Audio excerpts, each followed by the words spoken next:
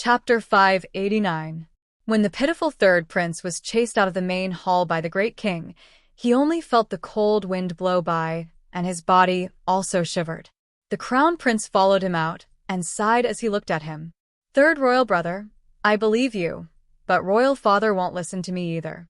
When he saw that jade pendant, he insisted that it was third royal brother who did it. Sixth brother.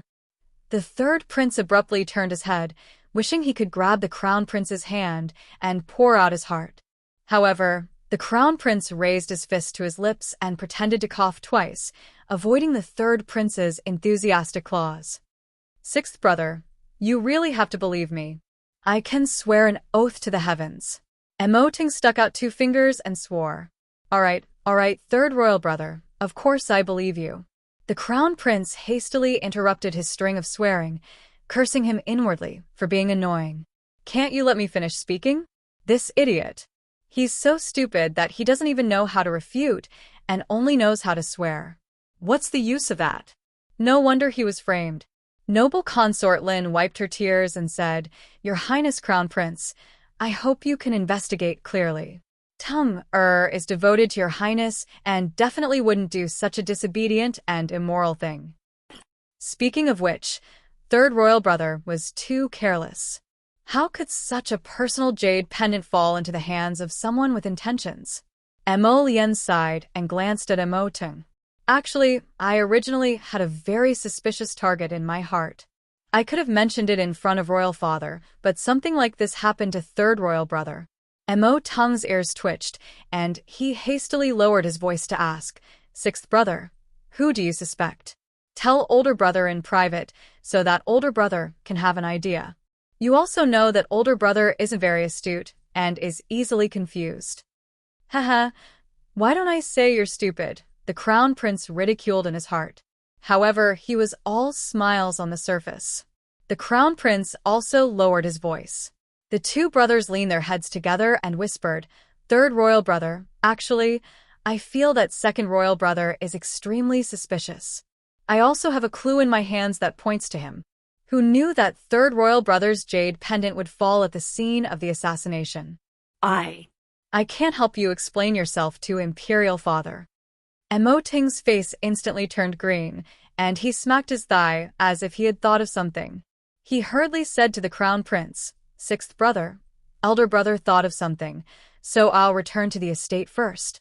Watching noble Consort Lin and the third prince Lien leave in a huff, Lien muttered to herself, "Who has the time to play this kind of little game with you?" He didn't even have time to accompany his wife. This bunch of crooked melons and cracked dates, looking for trouble for him. He'll just let them fight amongst themselves. "Your Highness, is the second prince planning to do something?" Feng whispered as he followed behind the crown prince. "Why not? I let him assassinate me for nothing." Our dear Lien was filled with anger when he recalled the seductive scene that was interrupted inside the carriage. Seriously, this second prince was tired of living. Since he dared to play assassination with him, then he'll find more people to play with him to his heart's content. "Didn't you say a while ago that a downtrodden royal grandson of West Qiu Kingdom fled to the second prince's estate?" The crown prince waved his hand at Feng and instructed him. Feng's mouth twitched, and he nodded repeatedly before leaving to carry out the order. His master was digging a grave for his second highness. But who told his second highness to be so blind? "Your second highness, you're on your own."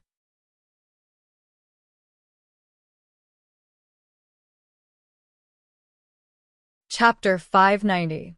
Second brother, do you know the consequences of provoking this crown prince? Prince Mo sneered. After walking slowly for a while, he suddenly stopped in his tracks. His expression froze for a moment, and his figure flashed as he rushed toward the Eastern Palace. She hadn't entered Paradise Planet to take a look for several days. Ever since that day she tracked the poison-tailed butterflies and got rid of a poison master, she had Sapling move all the poison-tailed butterflies into Paradise Planet. Now that she wanted to take a look, she had Sapling bring her into Paradise Planet. Qiu had specially opened up a separate poison garden for her, and even moved some of the poisonous flowers and herbs in the original medicinal field into that poison garden, completely separating it from the medicinal field. Now that she was strolling in the poison garden, she saw a group of colorful poison-tailed butterflies fluttering in the medicinal field. An enormous black shadow suddenly descended, flapping its wings as it flew toward her. Looking closely, the giant butterfly in front of her had already transformed into a human, with a pair of long and beautiful dark blue wings on its back. In the middle was the figure of a little loli. This was the strange creature that had swooped down from the sky when she wanted to leave the Poison Master's courtyard that day. The queen of the poison-tailed butterflies had named her Xiao Xiao. Speaking of which, that pygmy poison master probably couldn't find peace in the underworld. The poison-tailed butterflies that he had nurtured his entire life were all taken in by this little fellow for her own use. The most interesting thing was that before he died, he didn't even get to see the poison-tailed butterfly queen. After the poison-tailed butterfly queen broke out of its cocoon, it happily pounced on classmate Arbor, directly acknowledging him as its master. Arbor thought that pygmy would probably cry injustice to the king of hell when he entered the underworld. Tilting his little head, Arbor waved at Xiao Xiao, who was fluttering her wings. Xiao Xiao happily shrunk her figure, turning into a butterfly as thick as a finger, and fluttered into Arbor's hand. She cutely called out, "Master, Master, you've come to see me?" "That's right. How are you and your little friend staying? This place is great. The mystic energy is rich, and we're free. It's too suitable for us to live in." Xiao Xiao happily fluttered her wings. That's good. Arbor knew that her paradise planet was a good place to live, and the little fellows definitely wouldn't be dissatisfied. She was just asking casually. She stroked Xiao Xiao's wings. "Xiao Xiao, send some butterflies out with me.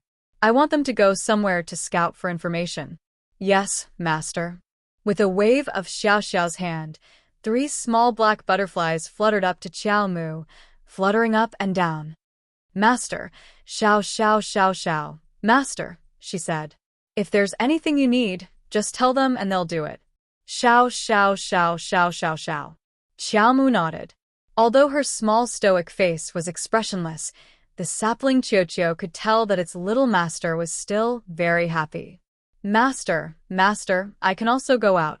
I can also work for you." The water child dashed over and bounced several times in front of Qiao Mu. "No need. It's just a small matter. You can all stay here." "Wah, Master, you'd better go out quickly. I can feel the Crown Prince's aura spreading over. He seems to be very angry," Qiuqiu said suddenly.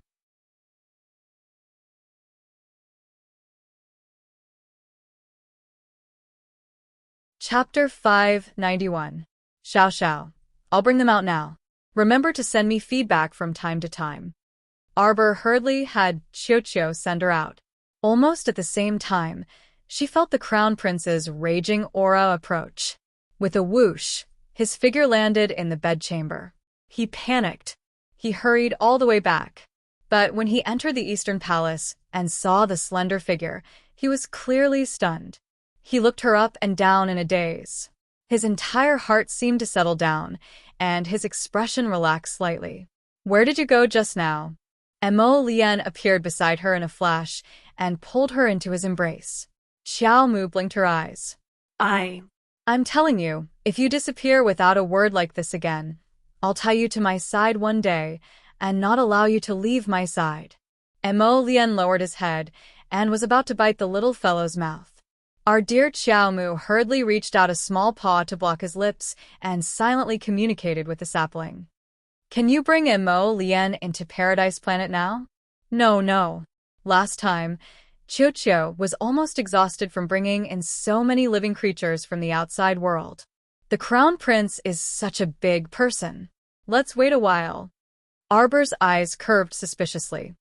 "Only one person? Last time, you brought in so many butterflies, but they were fine. Other than Master, living people are the hardest to bring in.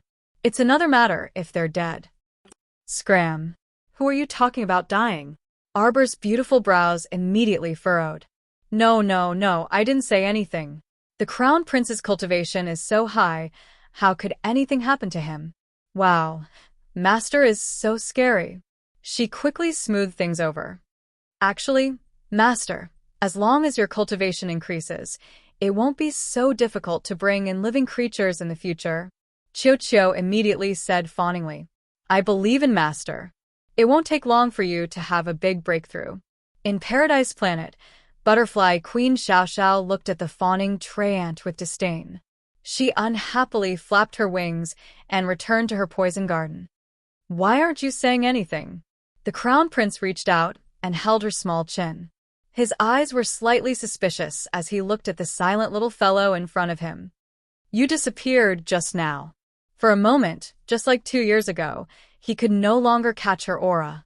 This made him very anxious, and he hurriedly rushed to the Eastern Palace, afraid that the little fellow would disappear without a word, and that they would not see each other for many years.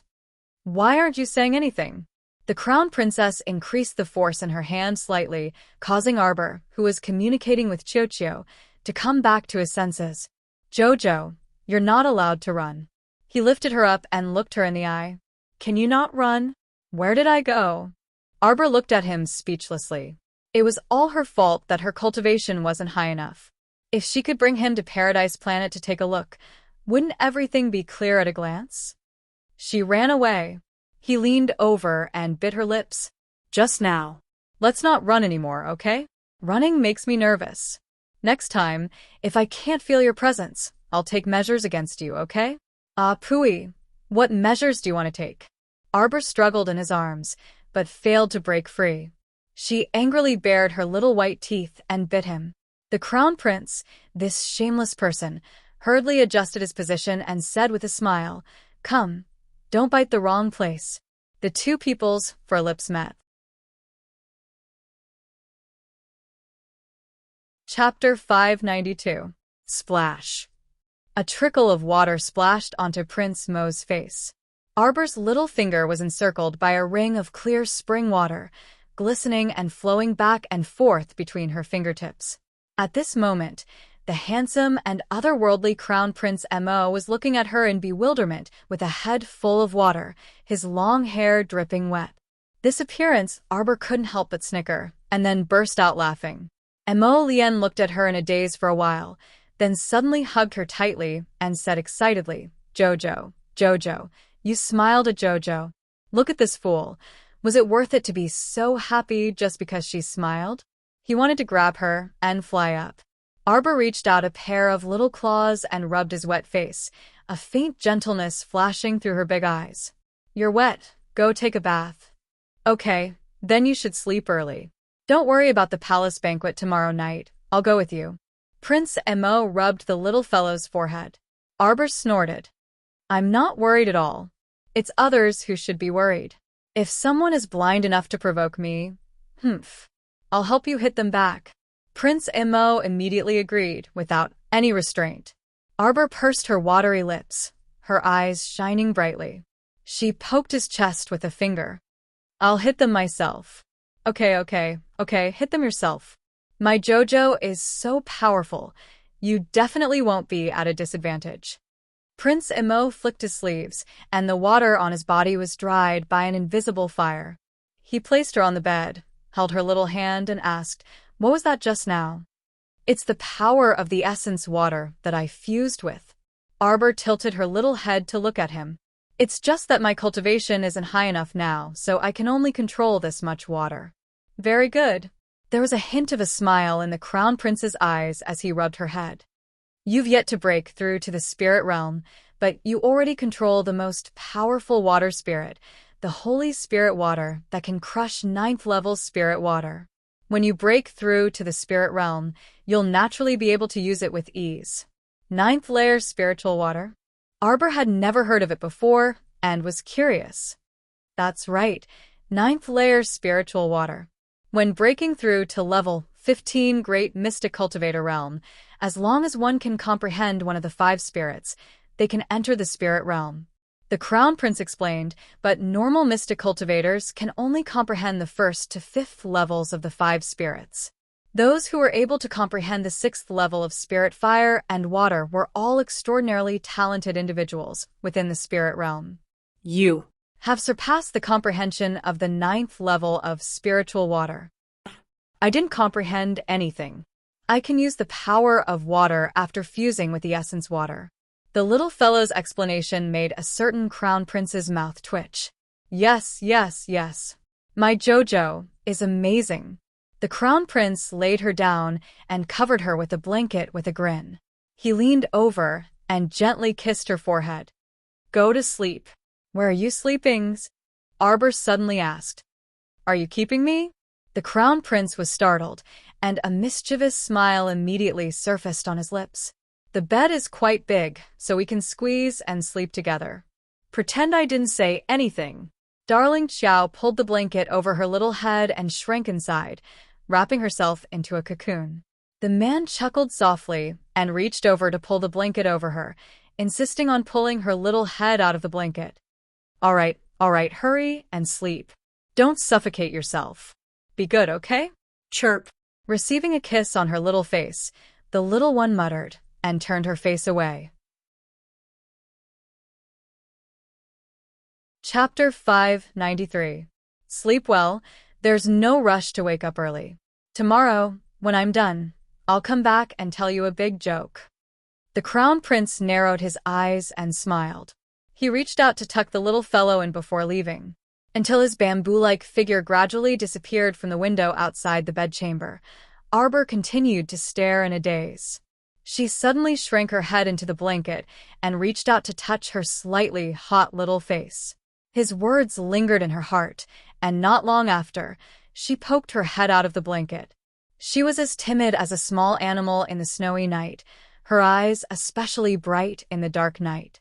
There was only one candle lit in the corner of the room, and the faint yellow light spread out. After tossing and turning for a while, she didn't know when she fell asleep. When she opened her eyes, it was already late in the morning. Xiao Yao heard her movements and immediately walked over with a smile. She helped her freshen up and change her clothes with a smile on her face. Little mistress, did you sleep well last night? Not bad. Arbor pursed her lips.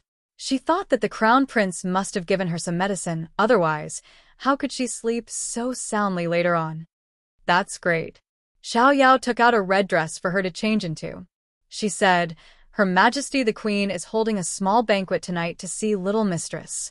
Little Mistress, you don't have to worry too much. Her Majesty the Queen is an especially forgiving person.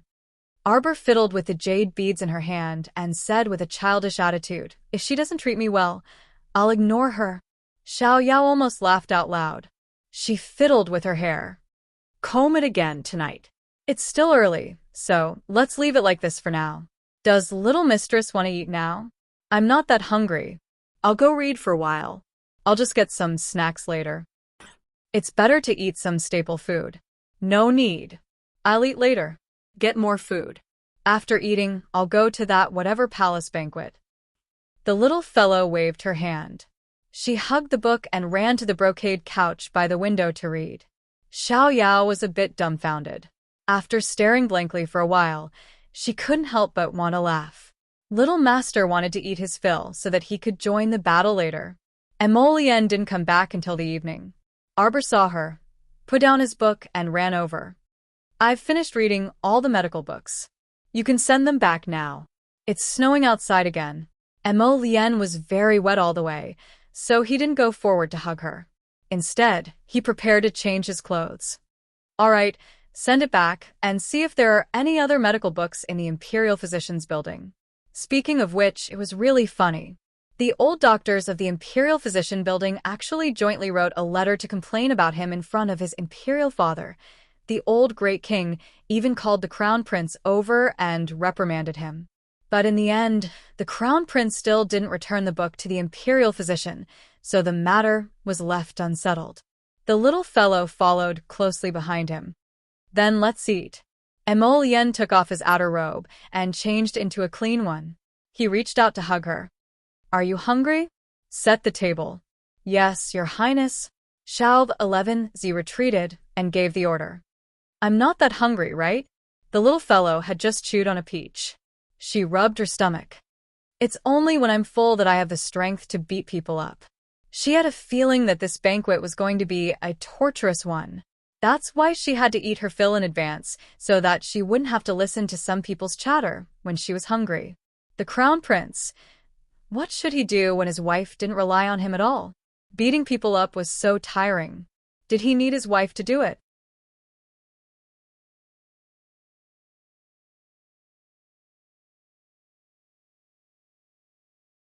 Chapter 594. That's right. I had nothing to do this afternoon, so I roasted 2 fish for you. But it's cold now, so let Xiao Yao heat it up for us to eat. Since he liked to hold her, she was too lazy to walk by herself. The 2 of them sat on the embroidered couch. Mo Lien turned the little girl's face and looked at her with a smile. Jojo is so capable. Can't do it. Arbor frowned. It doesn't taste good, and it's a bit burnt. You should roast it next time. It was also because these fish were born and bred in Paradise Stars Lake, so it was a pity to waste their rich, profound energy. Otherwise, she would have thrown them away. Jojo's cooking is delicious. As she spoke, Xiao Yao smiled and brought people forward to serve the dishes.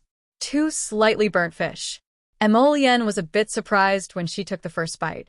The profound energy wrapped around the fish was very rich, as if these fish had been raised in some profound realm for a long time. He glanced at her and didn't say anything. Thinking about the peaches that the little girl had taken out earlier, he thought that this little fellow must have had a fortuitous encounter. After the 2 of them finished eating, Xiao Yao went forward to tidy up Arbor's clothes and hair again. Only then did the 2 of them leave the door and board the carriage, heading towards the central palace. At this time, the snowflakes were a bit heavy. Arbor reached out a hand to the curtain and watched the snowflakes fall on her palm, sparkling brightly. Her brows moved slightly. She thought of the Spirit Division Records Technique chapter, which recorded a strange technique related to the water spirit. Using water to condense ice, ice to melt snow. Ice as needles, ice as arrows, and snow as fragments of dust. It could harm people invisibly. With her current cultivation, she couldn't use the water spirit's power in a large area. If she could secretly use it in a small area, she would be able to obtain a strange victory in battle. The Crown Prince saw her sitting in the carriage silently staring at the 6-chestnut snowflake in her palm. He couldn't help but raise his brows and whisper a word to the driver. The snow in her palm suddenly melted into a bit of water, and then a small stream of water emerged from her palm. It didn't turn into ice for a long time, and Arbor's forehead condensed a trace of sweat. The carriage quietly walked on the palace road. Without Arbor's knowledge, it took a long detour and slowly headed toward the central palace. Condensing water into ice was easier said than done. It was impossible for her to be born with the ability to change the form of water and easily condense water into ice. Qiuqiu's assistance would always be an assistance. Only when she could control the water manipulation ability would it be her own power. This required her to try again and again to test the waters and put in more effort. Because she had fused the life essence water, she might have a success rate that was more than 10 times higher than others. However, she still needed to constantly try to solidify it. There was nothing that could be easily obtained. The Crown Prince stared at her with a smile on his lips. His Qiao Qiao was truly a person with outstanding innate talent. Even a snowstorm could open the door to enlightenment for her. This kind of comprehension ability was already one of a kind in this world. After an hour, Arbor grasped the essentials. Under her control, a small stream of water condensed into a piece of sparkling ice crystal. In a flash, this piece of ice crystal turned into a 6-chestnut snowflake, flashing in her hand. When she suddenly raised her hand, it suddenly flew out. Swoosh, swoosh, swoosh. The snowflakes cut through several nearby trees. After the carriage moved far away, the trees split from the middle. The upper half of the branches suddenly fell to the ground and split into 2 pieces. Arbor sighed and turned to meet the Crown Prince's smiling gaze. I just got home. You don't have to wait for me until 11 o'clock.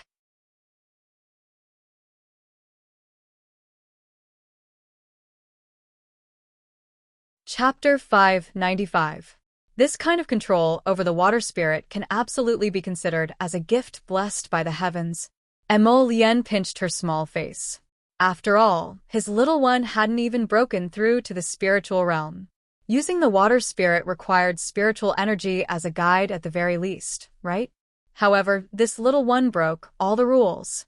No leveled 11 mystic cultivator could use mystic energy to control the water spirit. This wasn't as simple as skipping levels to control it.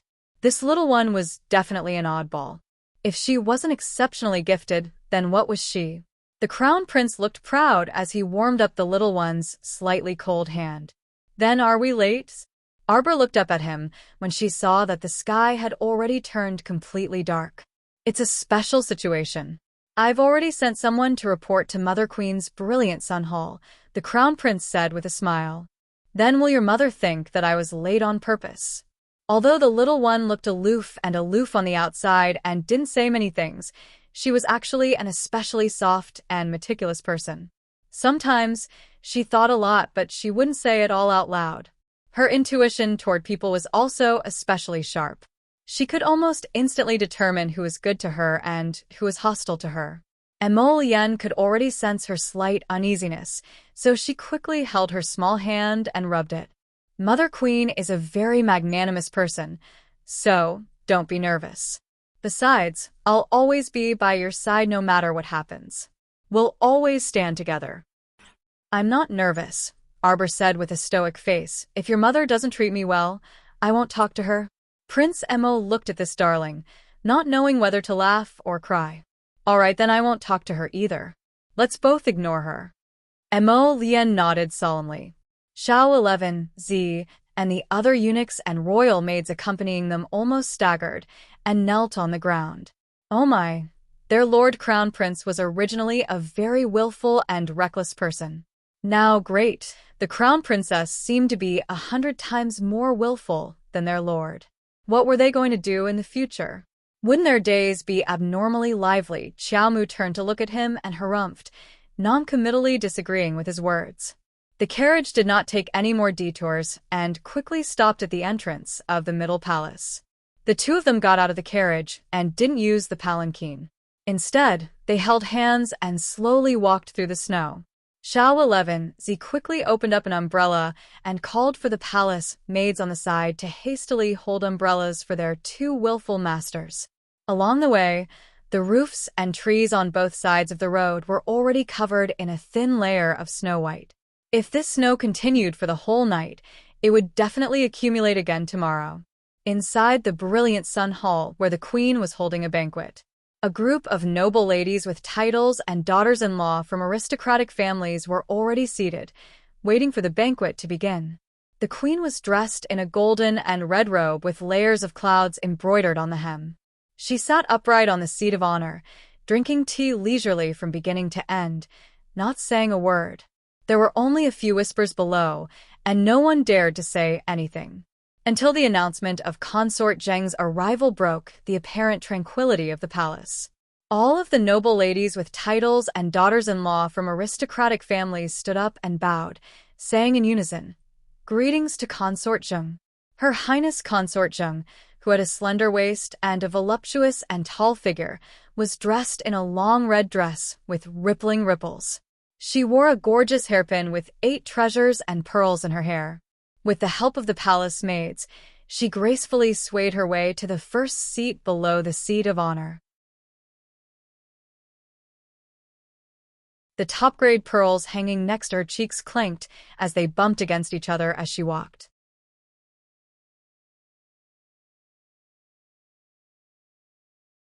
Chapter 596. Her red lips were slightly curved, and her figure was graceful. Although she was in her early 20s, she was dressed as pretty as a 15 or 16-year-old girl, so she didn't look too out of place. All the concubines and princesses also stood up to greet her. In front of Consort Zheng, other than Her Majesty the Queen, who didn't need to worry about Consort Zheng due to her precious and noble status, no one else dared to be careless. Dispense with the formalities.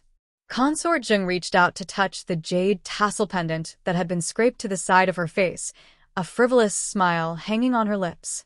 She unhurriedly curtsied to Her Majesty the Queen, who was sitting at the head of the table. "Greetings, Your Majesty the Queen." Queen Zhao glanced at her indifferently and nodded. Consort Zheng's but was just about to sit down on the first seat below the head of the table when Queen Zhao irreverently curled her lips and coldly said, "Younger sister Zheng, you're sitting in the wrong seat. That's where the crown princess is sitting."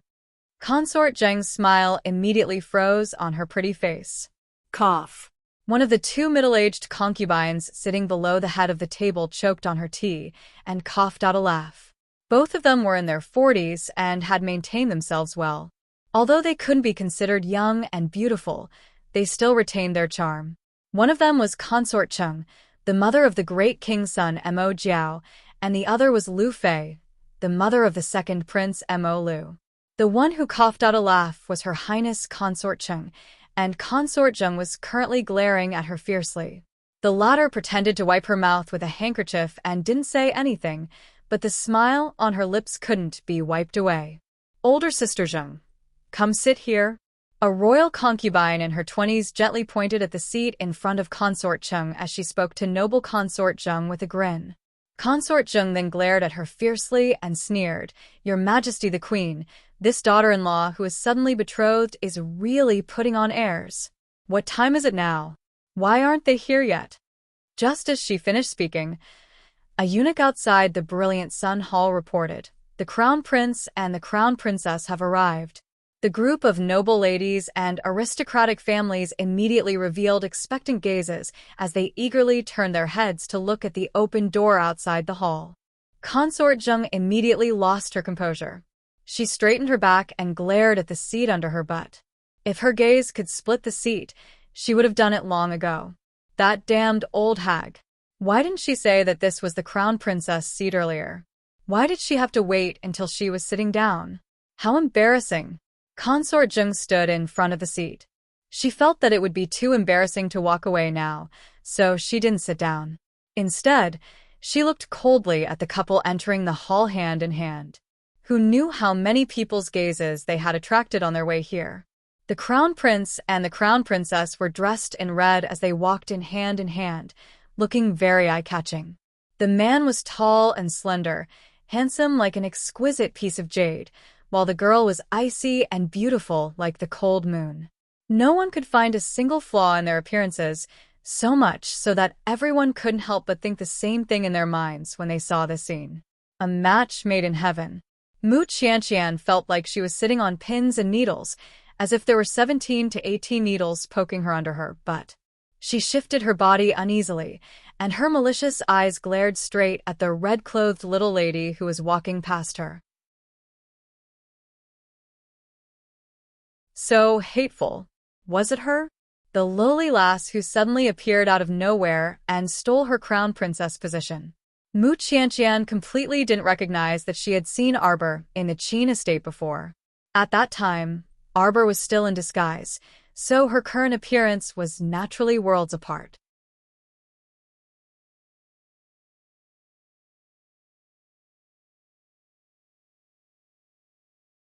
Chapter 597.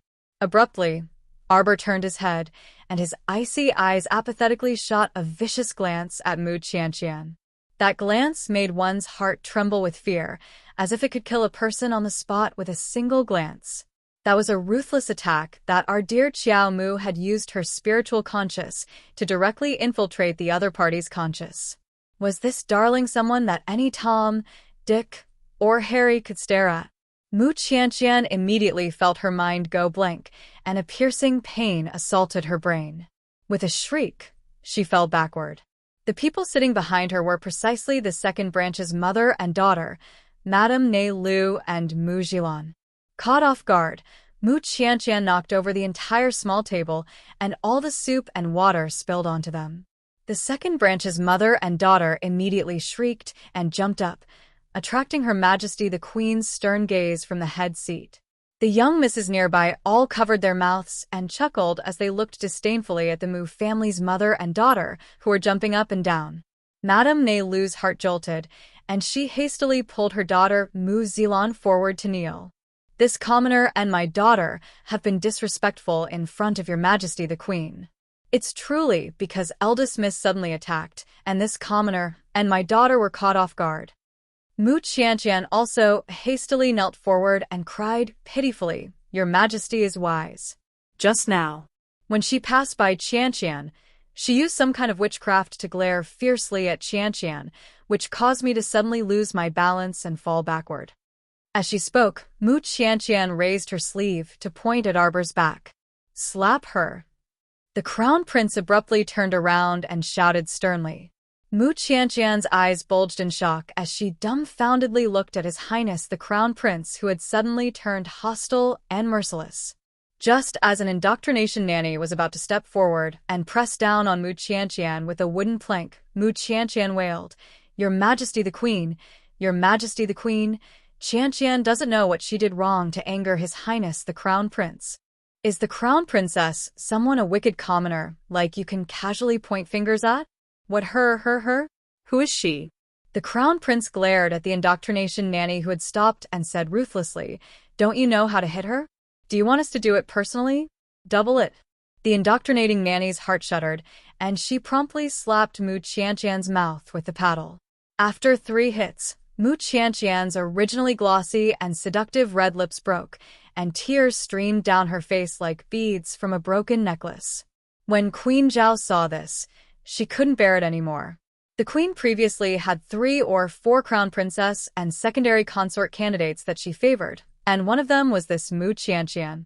Although Mu Qianqian's father wasn't an official in the imperial court, he was the family head of one of the capital's 8 great patrician families, the Talisman patrician family. Moreover, it was said that this Talisman aristocratic family was a branch family of a Talisman aristocratic family in the Divine Prefecture. Their influence was absolutely not to be underestimated.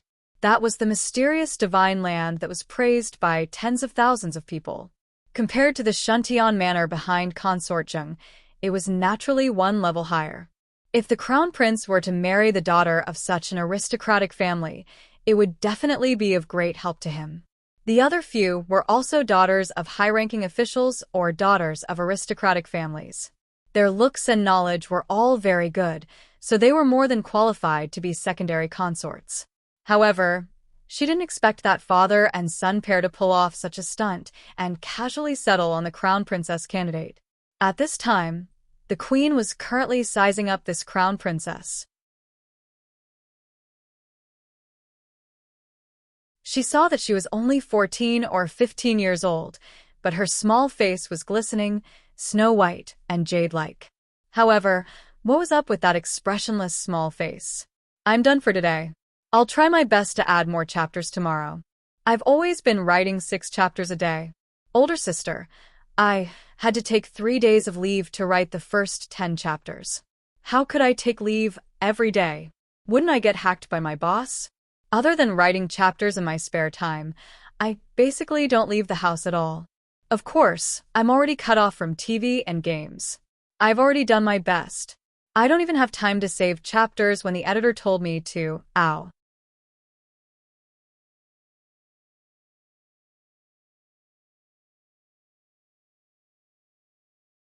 Chapter 598. Greetings to Royal Mother. Prince Emma walked up while holding Jojo's small hand and curtsied to his mother.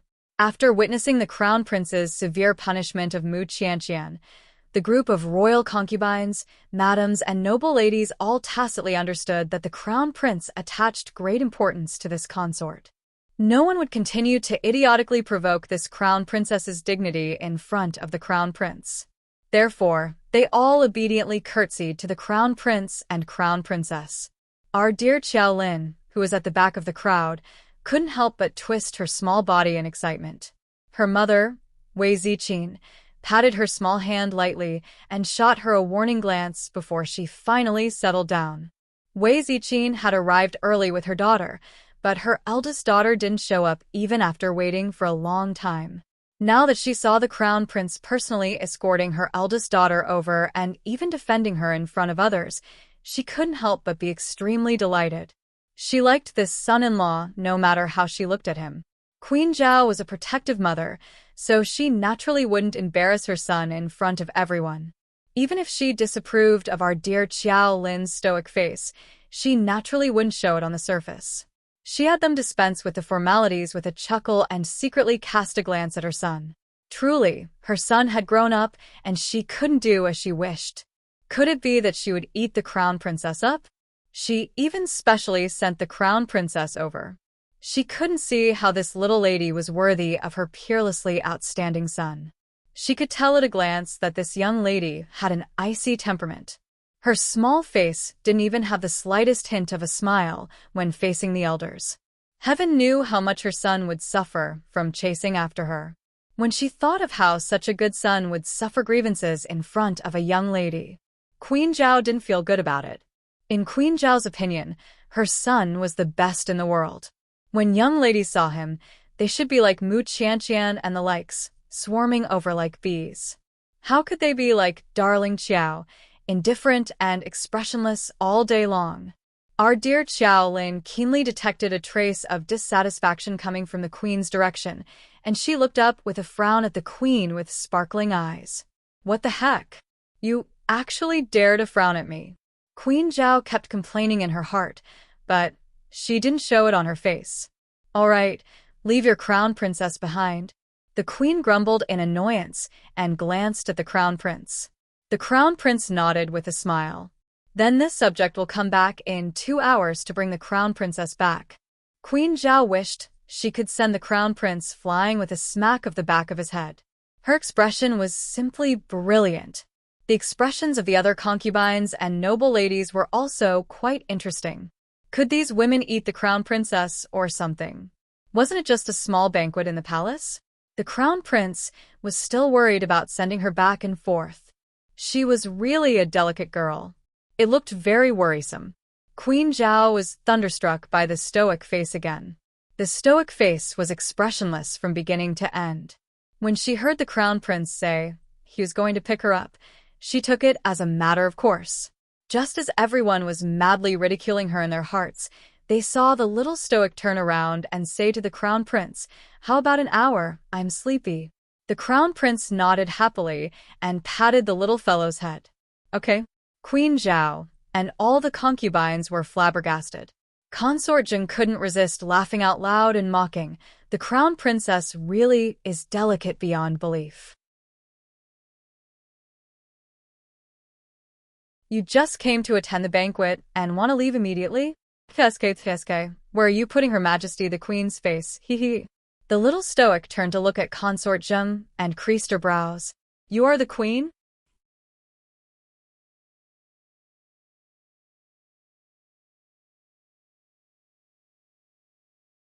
Chapter 599. Consort Jing was dumbstruck for a moment before retorting angrily, I am Consort Jing. Your mistress hasn't even said anything yet, so why are you a concubine, spouting so much nonsense? You don't even know the slightest bit of etiquette. Arbor irritably prodded her and turned her head away, no longer looking at her. This time, everyone was truly shocked.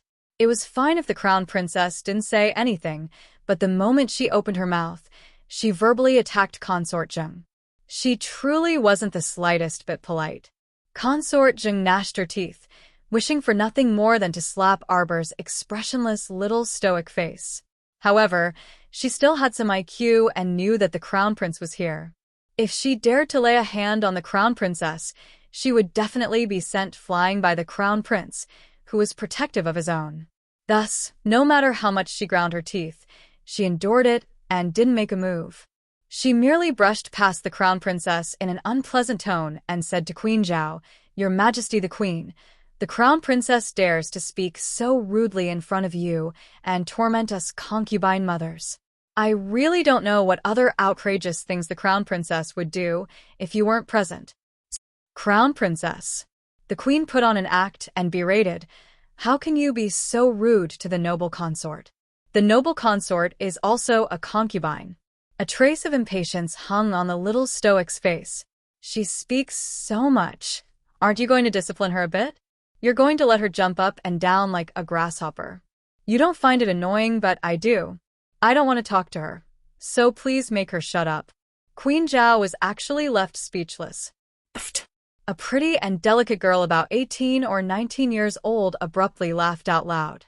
Immediately after, She attracted a slight glare from her lady mother, and the girl playfully stuck out her tongue before closing her small mouth. She then secretly winked in Arbor's direction. That's 8th sister MOU. She has a good temper. If you're bored, you can go find her to play. Mo Lien curled his lips as he whispered while tugging at Xiao Xiao's small hand. Consort Zheng's expression could no longer be described as ugly. A layer of dark clouds was smeared on her pretty face. Her eyes revealed a bit of viciousness as she coldly stared at this little slut who dared to speak nonsense and ruthlessly trample on her imperial concubine face. Very good. How many years had it been since someone had dared to speak to her in such a disrespectful tone? That slut who dared to provoke her imperial concubine had long been drowned at the bottom of the pond in the imperial garden and turned into a pile of mud. She couldn't be more dead. The crown princess, this little bitch, just because the crown prince doted on her, she dared to look down on her. She wanted her to regret coming to this world. Young He, you are glaring at our crown princess like this. Are you dissatisfied with her? The crown prince suddenly spoke in an icy tone. Consort Zheng's body immediately chilled, and she hurriedly retracted her gaze. She forced a smile and said, Your Highness the Crown Prince must be joking. How could this concubine dare to be like this? After speaking, she rubbed her forehead and pretended to have a headache. She said delicately to Queen Zhao, Your Majesty the Queen, please forgive younger sister. Younger sister has a headache and will take her leave first. What a disrespectful concubine. Darling Qiao said with a cold expression, You just came to the banquet and already want to leave? Haha. Where are you putting Her Majesty the Queen's face? This completely threw Consort Zheng's words back at her. The imperial concubine was so angry that she fell backwards and was quickly supported by 2 palace maids. Everyone. Queen Zhao's mouth twitched fiercely as she solemnly sized up the little girl.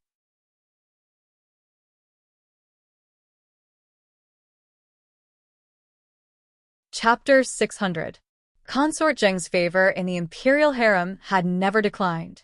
It could be said that she had covered half the sky with a single hand for so many years, but Queen Zhao had never seen her suffer such a setback in recent years. Now that she saw her trembling from anger after hearing a few words from the crown princess, Queen Zhao needed to take a good look at this daughter-in-law of hers. She was truly a capable person. This child was young and appeared to be very aloof. She didn't seem to speak much, but unexpectedly, her venomous words could infuriate someone to death. Queen Zhao glanced at a certain person who was so angry that her chest was heaving up and down slightly.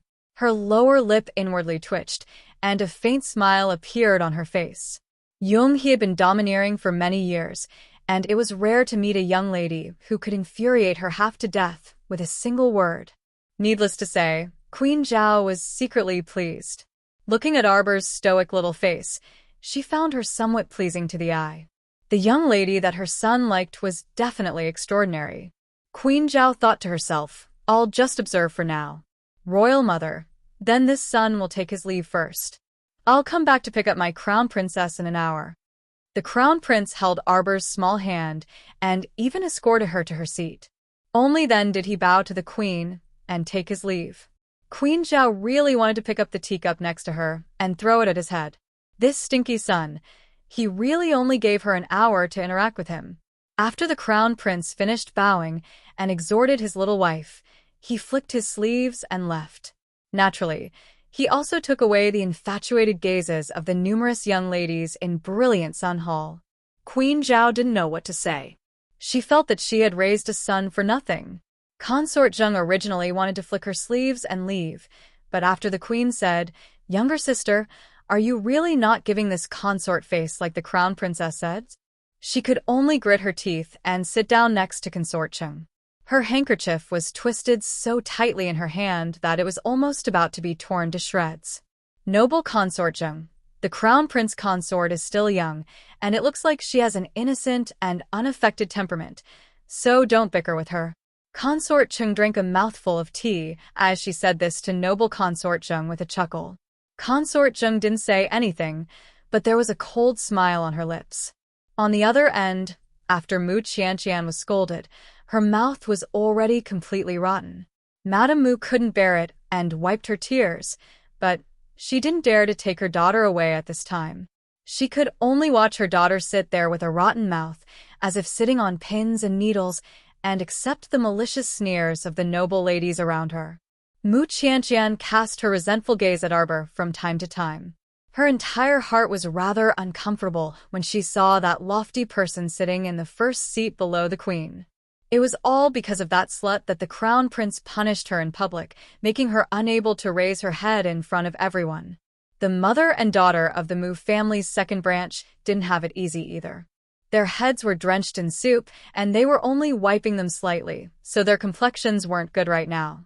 During this small banquet, the Mu family simply became the laughingstock in the eyes of all the noble ladies in the capital. Today's small banquet was held to let you all recognize the crown princess. The queen said dryly, "The crown princess mother, please step forward."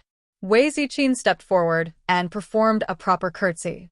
"This subject greets your majesty." The queen casually praised the crown princess a couple of times insincerely and also bestowed many gifts to Wei Ziqin, giving the Qiao family enough face. Only then did she have her withdraw to continue eating. Consort Zheng's cold gaze roved over Wei Ziqin's face, but she feigned silence while holding her cup. At this time, a woman suddenly stood up and curtsied to the queen. "Today, I will write a reward for you guys. Let's see when the time comes."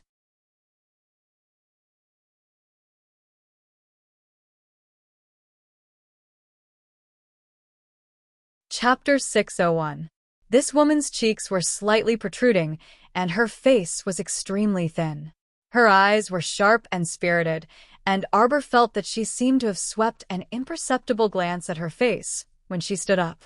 That gaze was displeasing. "Princess Anam, what do you have to say?" The queen's tone towards Wu Hongma was rather amiable. "Your Majesty the Queen, my niece Wu Xiaosu has learned a new fan dance. It looks rather interesting, so I'll have her dance a song for your Majesty here to liven things up a bit." The queen nodded slightly. "Very good." The 18-year-old girl named Wu Xiaosu had probably made preparations early on. As soon as the queen nodded, she walked into the brilliant Sun Hall under the royal maid's guidance, dressed in a long pink dress with smoke and sand fluttering around her. She held her head high, her chest puffed out, and her chin raised proudly. "Greetings, Your Majesty the Queen." Wu Xiaosu and the group of girls greeted in unison. "Rise." "Wu Xiaosu? Is it the Wu family's eldest daughter?" the queen asked softly. Princess Anam nodded with a smile. Replying, "Your Majesty, it is indeed the Wu family's eldest daughter." This smile caused the vassal king consort of Nan's protruding cheekbones to deepen. "Xiaosu has embarrassed herself." After the Wu estate's eldest miss, Wu Xiaosu, bowed again, she turned around and signaled the two dancers behind her with her eyes. Instantly, the melodious sound of a zither rang out, and Wu Xiaosu's body bent backward in a very exaggerated arc. Her waist was so soft that it could almost be snapped in half. Swish. A pink feather fan slid out from her sleeve, covering half of her face. The fan dance appeared extremely beautiful under the performance of 16 young and beautiful girls, and every movement could become a beautiful scene. The stoic face was expressionless as she poked at the food in front of her with her chopsticks. Then, she casually flipped through the food and quickly put down her chopsticks in disdain. The food had already cooled down, and it couldn't even compare to her family's chocho's small, warm, salt-free stew. It truly was very boring. To entertain so many guests, the food was naturally prepared by the imperial kitchen. On the way from the imperial kitchen to the central palace, although the food was packed in brocade boxes and padded with cotton wool, it was still a long journey. It would be strange if the dishes were not cold after being carried all the way here on such a snowy day. The little fellow had always been a picky eater and was unwilling to touch the cold food. How could her mother, Wei Ziqin, not know her daughter's delicate temperament? Looking at her daughter from afar, her eyes were slightly worried. "Crown Princess, let the servant add some fruit wine for you." A palace maid serving beside her lowered her head and took 2 steps closer. She held the white jade pot in her hand and added a fruity wine to Arbor's cup. This was a winter fruit that could grow in a world of ice and snow. It could be used to fill one's stomach when one was hungry. It was also good for brewing wine. The fruit's fragrance was very rich. The main reason was that this type of plant was very easy to grow and the probability of mutation was not high.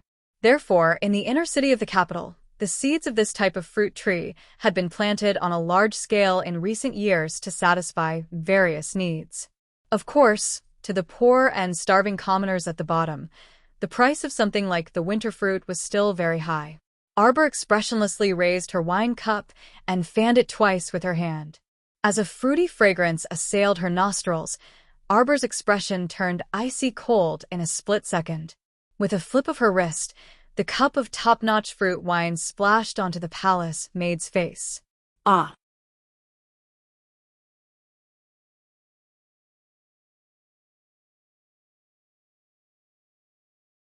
Chapter 602.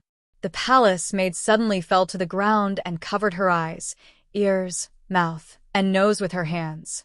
Black blood spurted out from her face, looking extremely terrifying. Everyone was in an uproar and stopped eating. Her Majesty the Queen was so shocked that she suddenly stood up from her seat, and the song and dance stopped. Wu Xiaosu had just danced to the climax of the dance when she was suddenly interrupted. The music stopped, and the girl turned around with a face full of shame and resentment. Arbor looked at her coldly and slightly glanced sideways at the palace maid who was covering her face and rolling back and forth on the ground. He didn't say anything for a long time. The brilliant Sun Hall was dead silent. Everyone stared at the palace maid with frightened eyes. "Crown Princess, what did you do?" Consort Zheng suddenly screamed. Deeply afraid that that royal maid would be blind and roll in front of her, contaminating her with some filth, noble Consort Zheng continuously retreated several steps. Making a fuss over nothing, acting like a village woman, Arbor coldly said, "This palace maid poured me a cup of poisoned wine. I just gave it to her." Everyone was silent. "Thank you, Crown Princess. Why are you so generous?" Poisoned wine. Her Majesty the Queen's eyelids suddenly jumped. Thinking of her son's protective expression when he left, she couldn't help but reach out and press her aching head. With her son's temperament, his beloved wife was attacked by an assassin in the brilliant Sun Hall, so he definitely wouldn't leave the matter at that. "Go and ask old Imperial Physician Chao to come here." Seeing the palace maid rolling on the ground but not dying, everyone felt a chill in their hearts. That palace maid's face should be rotten. Otherwise, why would there be black water constantly coming out from her 5 fingers? What kind of powerful poison was this? Just pouring wine on a person's face would immediately cause the skin to rot and decay? What if the crown princess drank this cup of poison wine? Everyone couldn't help but tremble. After a long time, old Imperial Physician Chao hurried over to the central palace. As soon as they entered the brilliant Sun Hall, they saw the poison palace maid wailing in grief in the middle of the hall. She hadn't stopped breathing. Everyone had scattered far away. No one dared to approach the palace maid. Only a young girl in a red dress with a cold face stood calmly beside the screaming palace maid. From time to time, she would step forward and kick her. "Stop screaming. The Imperial Physician is here." Old Imperial Physician Chao looked at the young lady speechlessly and hurriedly went forward to pick up the broken wine jug and cup. He sniffed it and tested it with his medicine before nodding with certainty. The wine was poisoned. "It's just that this old man's knowledge is shallow and I don't know how this poison is concocted, so I don't have a prescription for it." Xiao Mu's lips curled up. "If you can identify the antidote for my poison, then you're really amazing." When the palace maid poured the wine for her, she smelled that something was wrong with the wine. Taking advantage of the time she took to fan the top of the wine cup, she had already sprinkled the poison powder down and then smashed the entire cup of wine on the palace maid's face. "Haha, what is this called?" "This is called harming others and harming oneself." The palace maid had only given him a slow-acting poison. This kind of poison had to be taken for at least 3 months. After accumulating in the body over the years, it would suddenly erupt and cause a sudden death. The good thing was that there were no signs of sudden death from poison at all. She was just a little curious. Who would use this kind of mild poison to deal with her? Was there going to be another move in the future?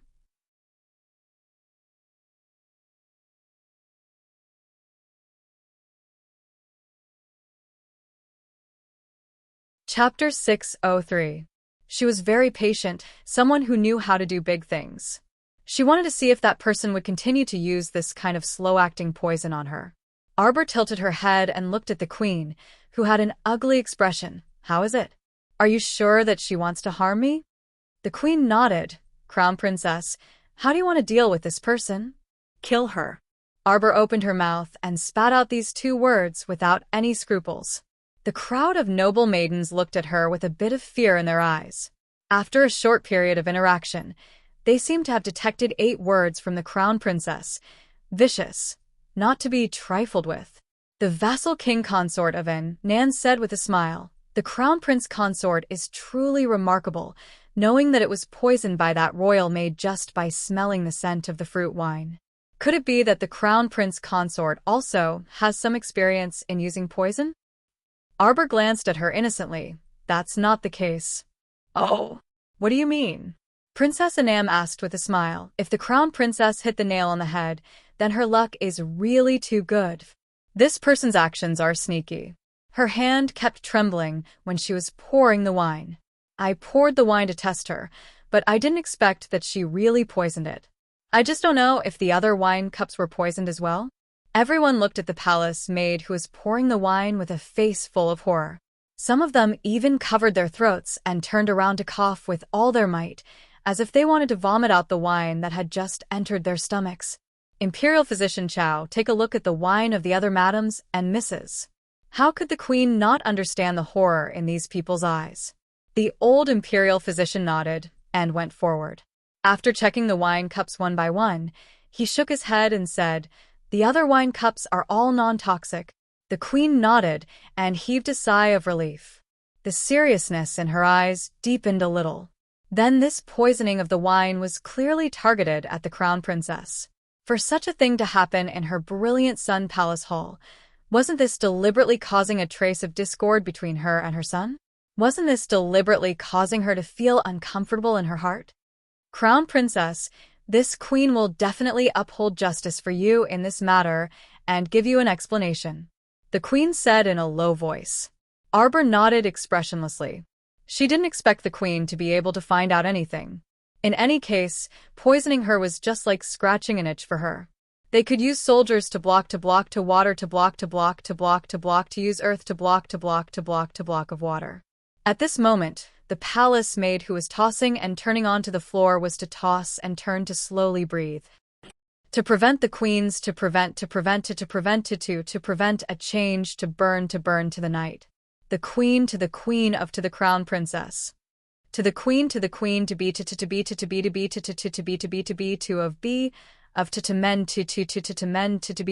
to mend. Moreover, the queen was still a bit worried.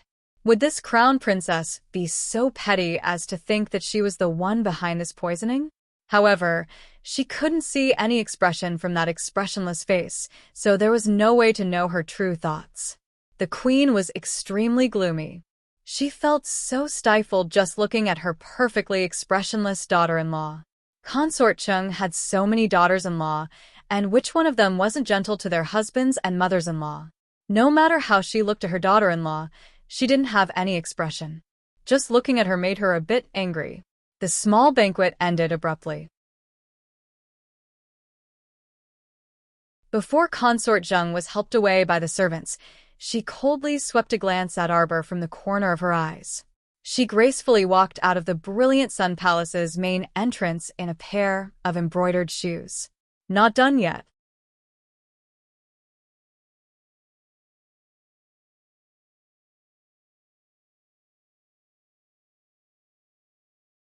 Chapter 604. The moment Arbor walked out of the brilliant Sun Hall, she was pounced on by a chirping Shaoliner. Sister, are you coming home with us today? Jolin asked with a grin. Your sister can't go back today.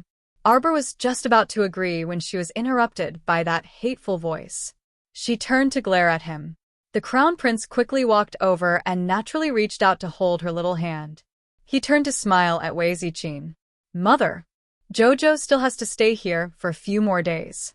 Tomorrow, Lord Father will summon her, so there's no need to go through so much trouble. Mother, don't worry, I'll take good care of Jojo. This shameless person who was acting all familiar with her even called her mother in front of all the noble ladies who had yet to leave. Wei Ziqin was stunned. Then she covered her mouth and laughed. After laughing, Wei Ziqin pulled her daughter's little hand. Crown Prince, I'll leave after having a few intimate words with Jojo. Okay, I'll wait here for Jojo. The Crown Prince smiled and nodded. Wei Ziqin pulled Arbor a little further away and walked under the eaves of the corridor. She whispered, Daughter, you'll be of marriageable age in 3 months, so you're still young. Don't do anything out of line that will make Mother worried, okay? With Arbor's clever mind, she understood what her mother wanted to say when she heard her mother's hemming and hawing. Her little face inexplicably reddened. Mother, what are you talking about? He's been sleeping alone in the side chamber for the past 2 days. Wei Ziqin beamed and nodded. She couldn't help but praise her son-in-law. I knew that Xiao Imo is a very sensible child. He has a good character and a good temperament. He's also handsome. Mother really didn't misjudge him. You two are a match made in heaven. Ha ha ha. Mother, please stop praising. I'm your biological daughter, aren't I? Good daughter, your performance in the main hall today was also. You should be more careful in the future. After all, she's the great king's imperial concubine. We still have to give her some face. Arbor snorted. Those people aren't qualified for me to be careful.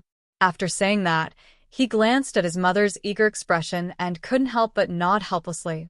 I know. In short, if others don't come to provoke me, I won't take the initiative to provoke others. You lass. All right, Mother just wants to say a few words to you. I'll leave the palace with your younger sister first. Remember to come back in 2 days. It's not good for your reputation if you always live together before you get married. You should take it easy. After all, gossip is a fearful thing. Arbor nodded. Mom, I'll come back early. I miss your cooking. Silly girl. Whenever you come back, Mother will cook for you. There's no need to worry that you won't have something to eat. Wei Ziqin chuckled happily, her eyes filled with deep love. Sister, when you come back with brother-in-law, remember to take a detour to the Wang's sesame seed shop and bring me a... Woo-woo, Mother. Why are you covering my mouth? Bring a Wang's sesame seed shop. Woo-woo. The little foodie was dragged away by Wei Ziqin with her mouth covered. Arbor sat in the carriage and couldn't help but purse her lips and want to laugh. She had been so busy since she came back that she forgot to prepare some snacks for her foodie sister. She must prepare some delicious food for her in 2 days. Also, she didn't see Brother Xiao who last time. She wondered if he had come out of seclusion. The Crown Prince was bursting with joy as he looked in the direction the little foodie left. He smiled and turned to Arbor. Sister is really clever. As expected, her personality is like you, innocent, lively, and interesting. When we go back in 2 days, we'll bring her a few more sesame seed cakes. 2 stacks won't be a problem.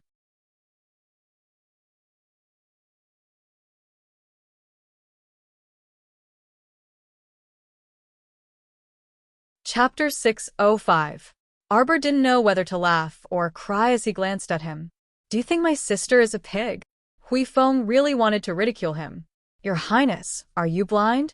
How is your stoic-faced wife lively and interesting? Can she be lively? During the journey, the Crown Prince reached out to hold Arbor's small hand. Jojo, Imperial Mother definitely didn't have someone pour that poisoned wine. You have to believe me. Arbor glanced at him and gave him a, do you think I'm an idiot look. The Crown Prince chuckled foolishly and nodded repeatedly. I knew my Jojo is very smart, one of a kind in the world. I'll definitely investigate this matter thoroughly. This person dared to poison you in front of everyone, so they must have bribed that royal maid by your side. And there aren't many people who can bribe my Imperial Mother's palace. It's such a rare poison. I sprinkled that powder into the wine cup, Arbor indifferently said. Xiao Mu explained dryly. I sprinkled a pinch of incomparably toxic poison powder so that the poison would spread and fester upon contact with her skin. The Crown Prince. As expected, my wife isn't ordinary. Huifeng's mouth twitched. The Crown Princess is so savage. What should I do? She previously gave me a slow-acting poison. 3 months later, I might have unknowingly kicked my legs and died. Arbor's indifferent voice caused the Crown Prince's eyes to surge with fury. I'm just curious. Will this person still send someone to infiltrate my side and continue to poison me? He really was very curious. Darling, what do you plan to do? I'll cooperate fully. Tell me. Huifeng. Your Highness, hurry and pick up your moral integrity that's all over the floor. Where did my wise and mighty Highness, who's praised by tens of thousands of people, go? I plan to beat them at their own game and wait for that person to infiltrate my side. I'll secretly switch all of that person's poison onto himself. The Crown Prince reached out to lift her onto his lap and nodded repeatedly. Jojo, you're so awesome. Huifeng. Your Majesty, Crown Princess, are you sure it's not because you're lazy and don't want to investigate, so you're saying things like waiting for rabbits to appear? By the way, I remember someone said last night that he would tell me a big joke when he comes back from the morning assembly. Arbor pursed his lips.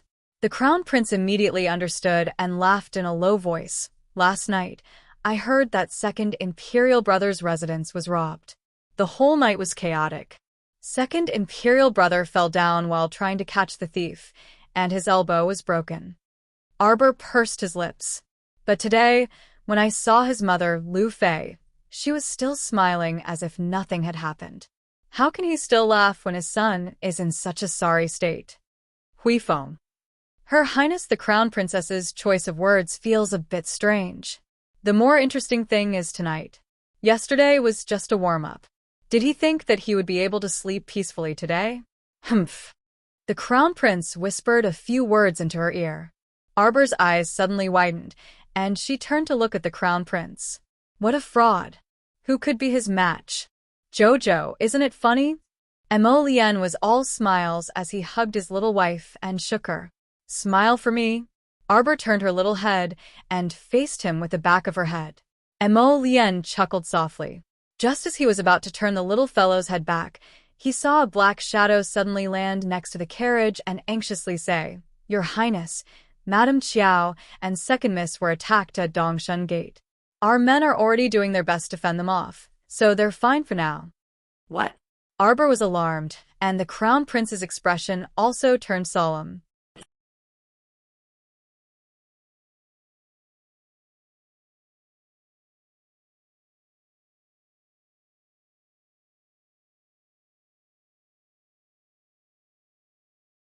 Chapter 606.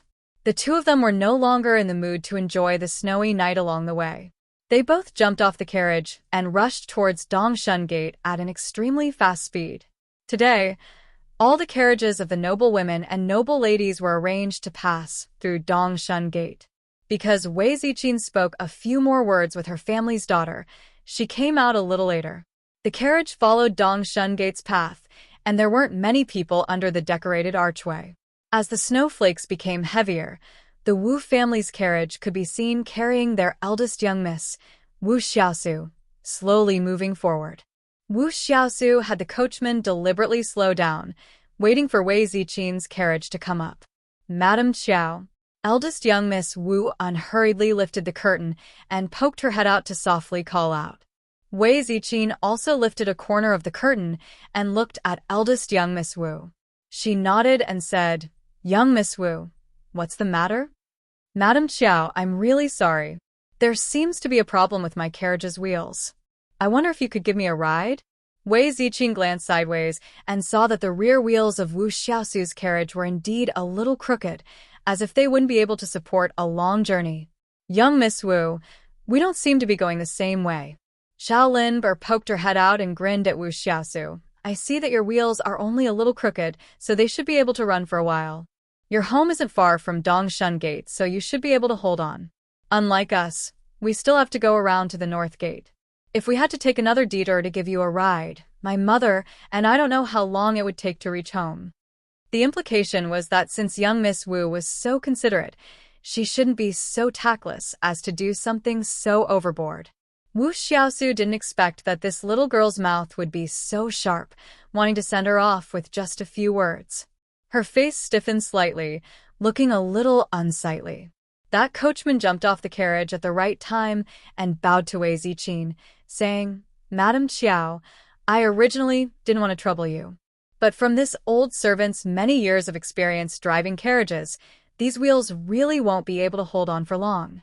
Right now, it's freezing outside. If the wheels break and can't run, then our young miss will have to endure the entire night in the snow. Madam, please be so kind as to give our young lady a ride. This old servant is familiar with the roads in this area and can point out a shortcut for Madam.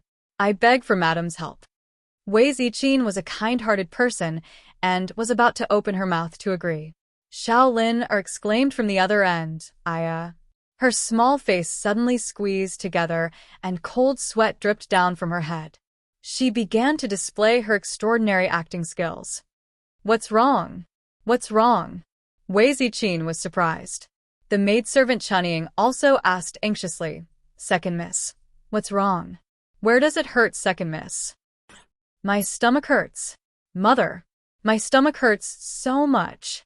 Shaolin let out a trembling groan, and her entire body began to tremble. "Lin, don't scare your mother. Everything was fine just now.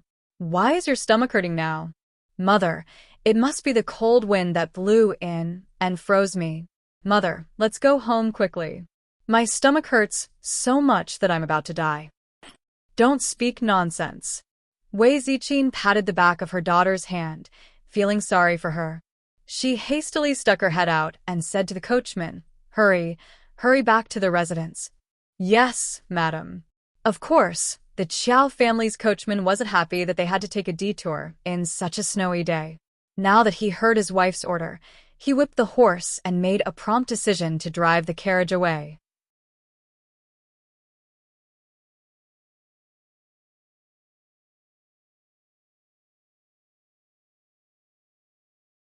Chapter 607.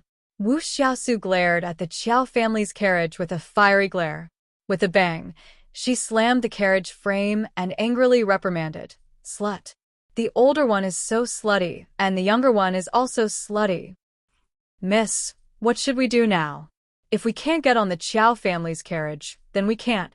Wu Xiaosu's personal maidservant stuttered.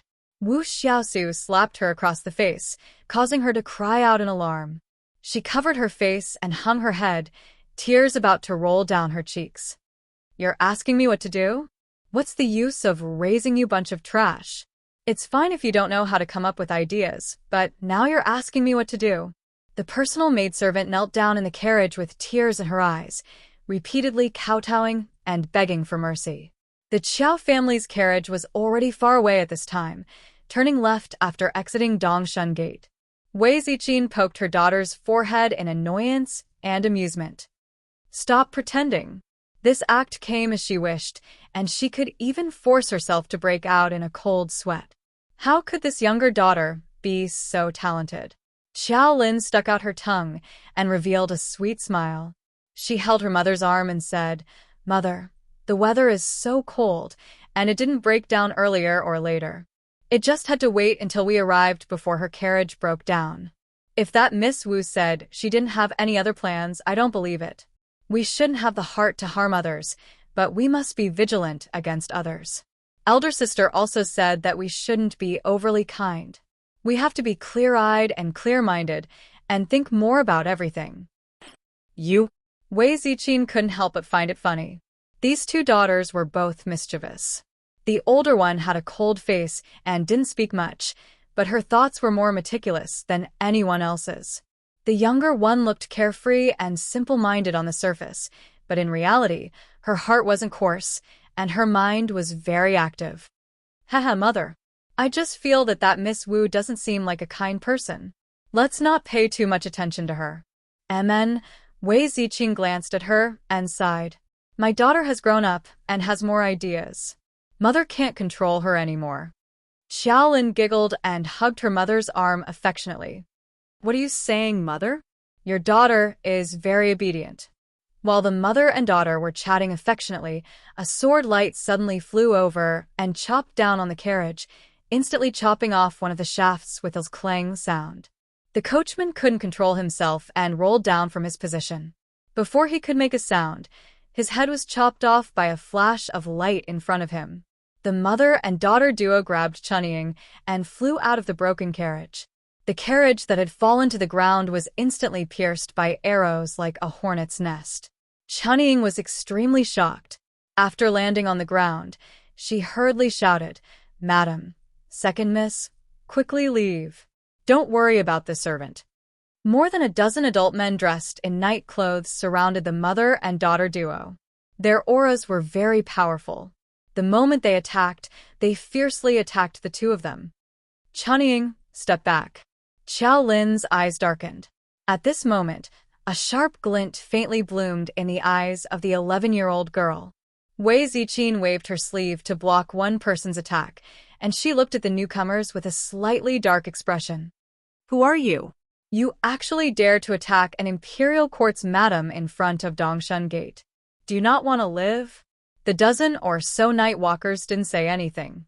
They only surrounded Wei Ziqin and her daughter and launched attacks without any regard for their lives.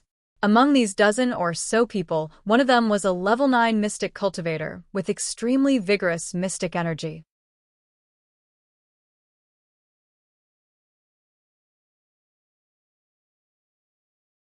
Wei Ziqin, a mere level 3 mystic cultivator, and Xiao Lin, a level 4 mystic cultivator, naturally weren't his match.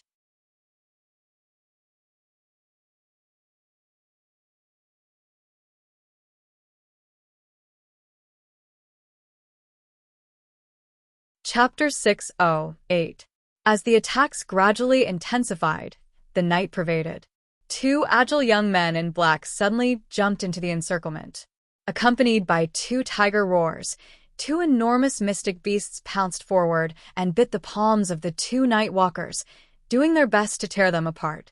The night walkers merely grunted and didn't make any sound. "Madam Xiao, hold on. We've already sent people to inform the Crown Prince and Crown Princess." Don't panic. The young man who spoke blocked in front of Wei Ziqin with his sword, completely blocking a level 5 mystic cultivator's attack. Among these people, apart from that level 9 mystic cultivator, most of the others only had level 5 or level 6 cultivation, and half of them were body cultivators around the 6th layer. It was naturally more than enough to deal with Wei Ziqin and her daughter's level 3 and level 4 cultivation, but it was completely insufficient in front of a level 10 mystic cultivator. Those two young men led their mystic beasts and quickly cleared a path out of the encirclement. They protected the mother and daughter pair and were about to charge out of the encirclement. Suddenly, their bodies tensed up as if they sensed something, and they abruptly looked up. That level 9 mystic cultivator took out two white beads the size of pellets from his bosom. With a cold snort, he abruptly flicked them at the two young mystic cultivators. "Madam Xiao, second miss, quickly move aside."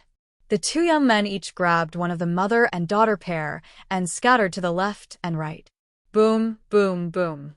The sound of the level 11 mystic energy beads explosions tore apart the silent night and alarmed nearly half of the capital's citizens.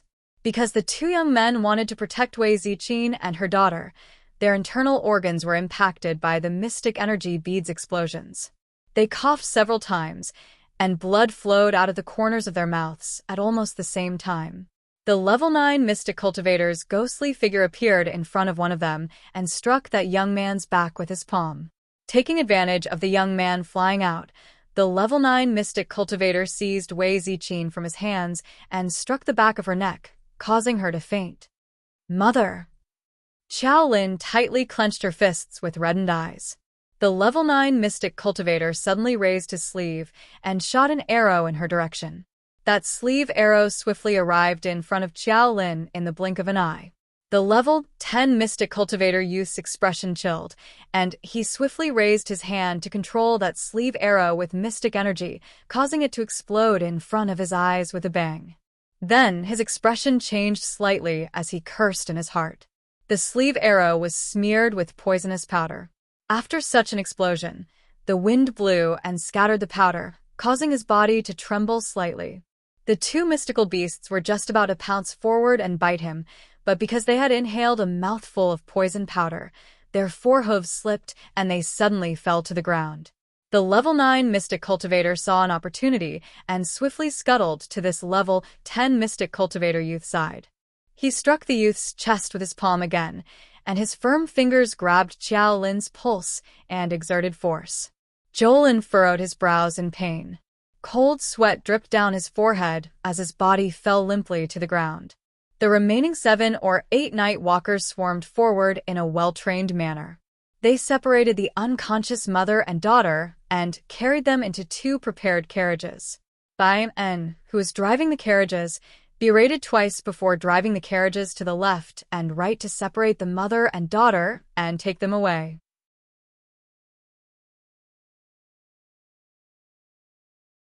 When the Crown Prince and Crown Princess rushed over, they saw the 2 carriages separating left and right as fast as lightning, and their hearts instantly skipped a beat. "Your Highness!" 2 black-clothed youths scrambled up from the ground and stumbled as they ran to them. They separately escaped to Huabei Gate and Jinan Gate.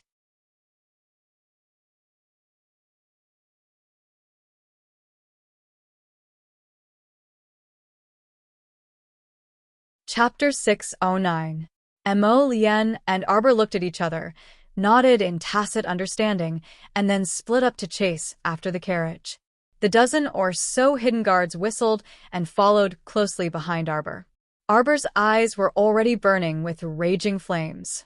Today, she was going to announce to the world that whoever dared to capture her family and hurt them, she would make them die a horrible death and regret coming to this world. The carriage sped forward, and the coachman looked back from time to time. Arbor's face was cold as she took out a speed talisman and placed it on herself. At the same time, Arbor was like a flash of lightning as she sped forward. The coachman shouted, and the carriage quickly turned a corner on the city street. Arbor wasn't willing to give up. She tapped the ground with the tip of her foot and jumped onto the roof. She could only hear the wind blowing past her ears. Her speed was so fast that she left behind an illusory white shadow. Whoosh whoosh. After a few leaps, Xiao Mu jumped down from the white eaves covered in a thick layer of snow.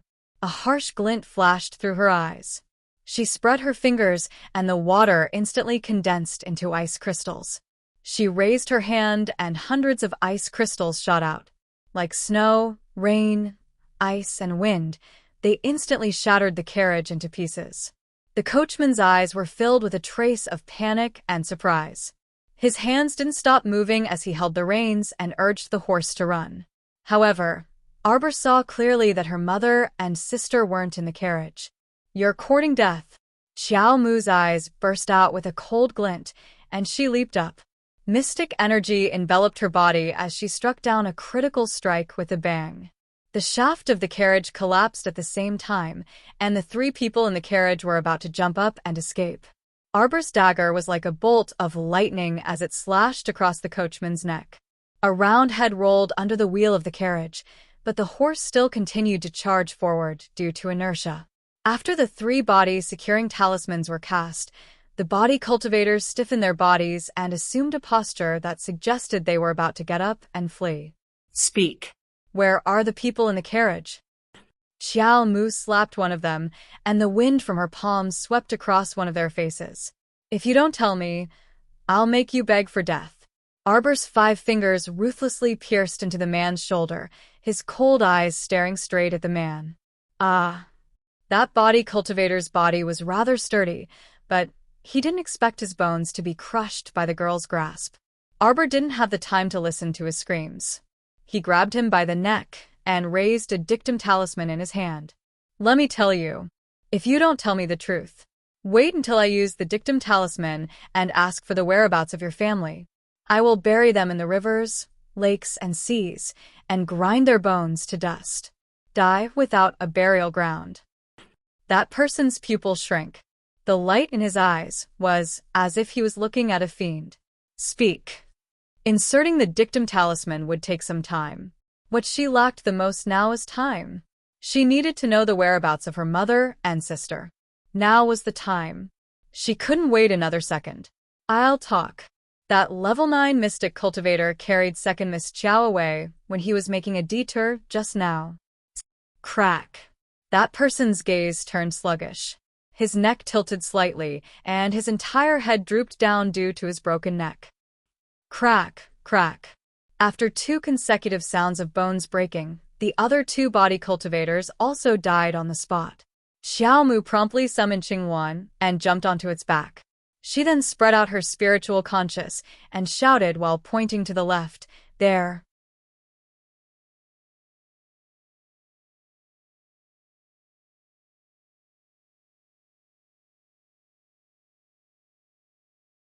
Chapter 610.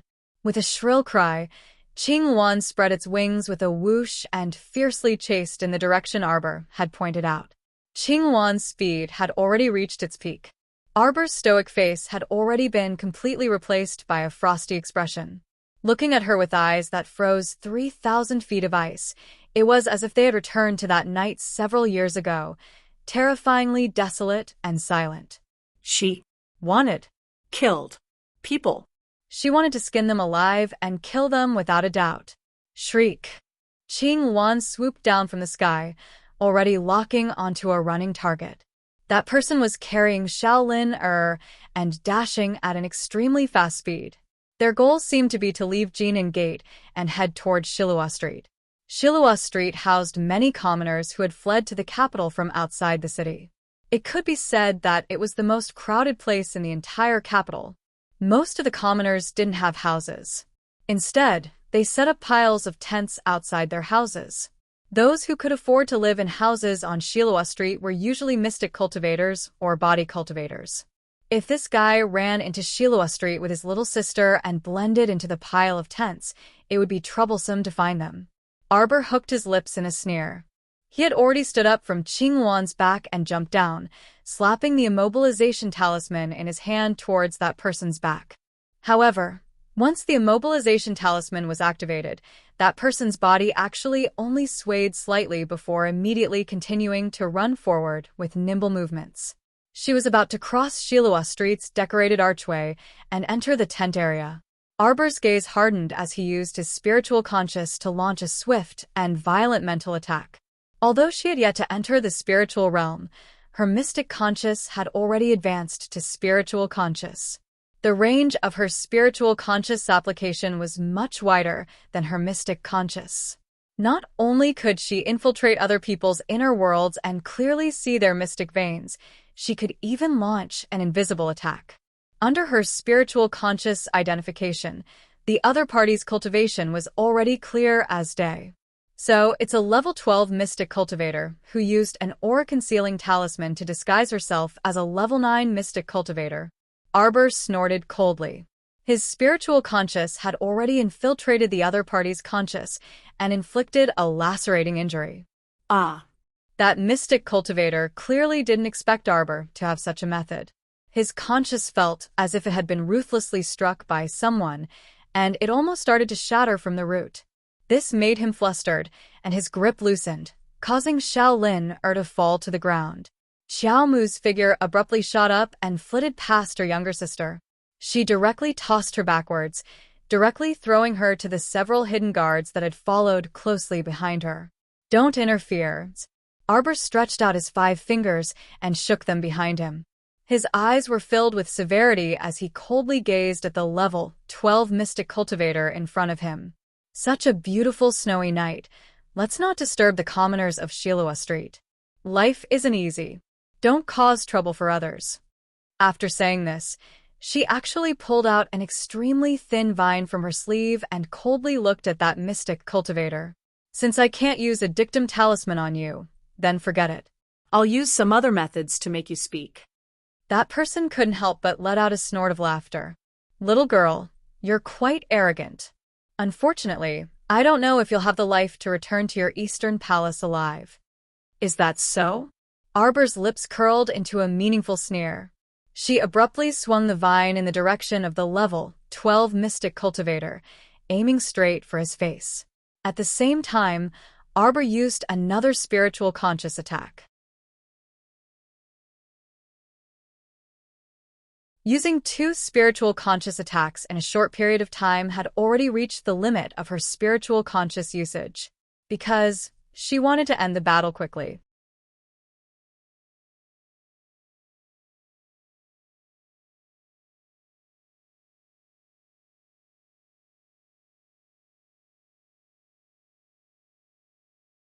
Chapter 611. Under the impact of Arbor's spiritual sense, the level 12 mystic cultivator's conscience rapidly crumbled. His head throbbed with pain, and he was about to topple to the ground. His gaze was horrified, and he inwardly cursed. His fingers had already fished out 2 mystic energy beads from his inner world. Would Arbor given the chance to use the mystic energy beads? The vine twined around the level 12 mystic cultivator's wrist like a living creature. It didn't seem to exert much force, but a crisp crack was heard. That level 12 mystic cultivator's pupils contracted, and he simply looked down at his wrist that had been snapped by the vine in disbelief. How? How was this possible? How could a thin and soft vine break his wrist in a matter of seconds? Was this still the body of a level 12 mystic cultivator? The 2 mystic energy beads were nimbly swallowed by the vine and completely turned into nourishment for Qiuqiu. This level 12 mystic cultivator would never have imagined that this vine was actually a clone of the sapling Qiuqiu. It possessed a portion of a sapling's strength, so it was more than enough to deal with this level 12 mystic cultivator. Slap. The vine once again pressed forward and whipped that level 12 mystic cultivator's face. He could even hear the crisp sound of his cheekbone cracking. It seemed like his cheekbone had completely shattered. No. He tried his best to regulate his chaotic breathing and pacify his unbearably painful conscience. But Arbor wouldn't give him time to catch his breath. The vine whipped the level 12 mystic cultivator's limbs and face more than a dozen times in a row. The last hit directly sent that person's eyeball flying out of its socket. Arbor's lips curled into a mocking smile. Now, do you still think that I can't return to the Eastern Palace? The hidden guards shrunk their necks in their hiding places. Heavens! The Crown Princess's methods were far from what ordinary people could compare to. Perhaps she normally didn't care much about others, but once she was truly angered, her methods would absolutely be dangerous and severe. Dictum Talisman. Arbor didn't waste words with him and directly threw a dictum talisman at him. The dictum talisman could be said to be ineffective against people with higher cultivation than her. But now? The person in front of him had already been beaten like a dog, and his conscience was almost shattered.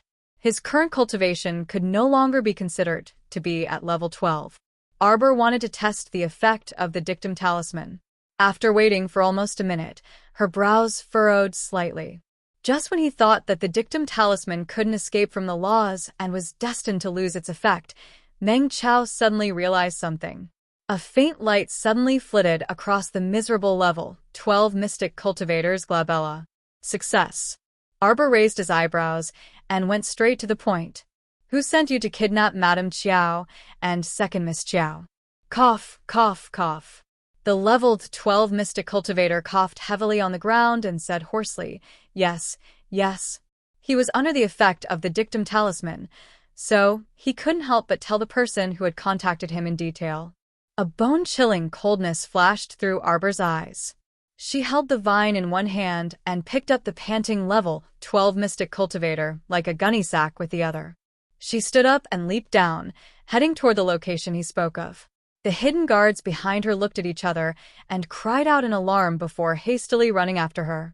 As for her mother's side, Mo Lian definitely wouldn't have any problems handling it, so she wasn't in a hurry to find Crown Prince Mo. She merely picked up this person with a sneer on her lips as she dashed madly towards her target.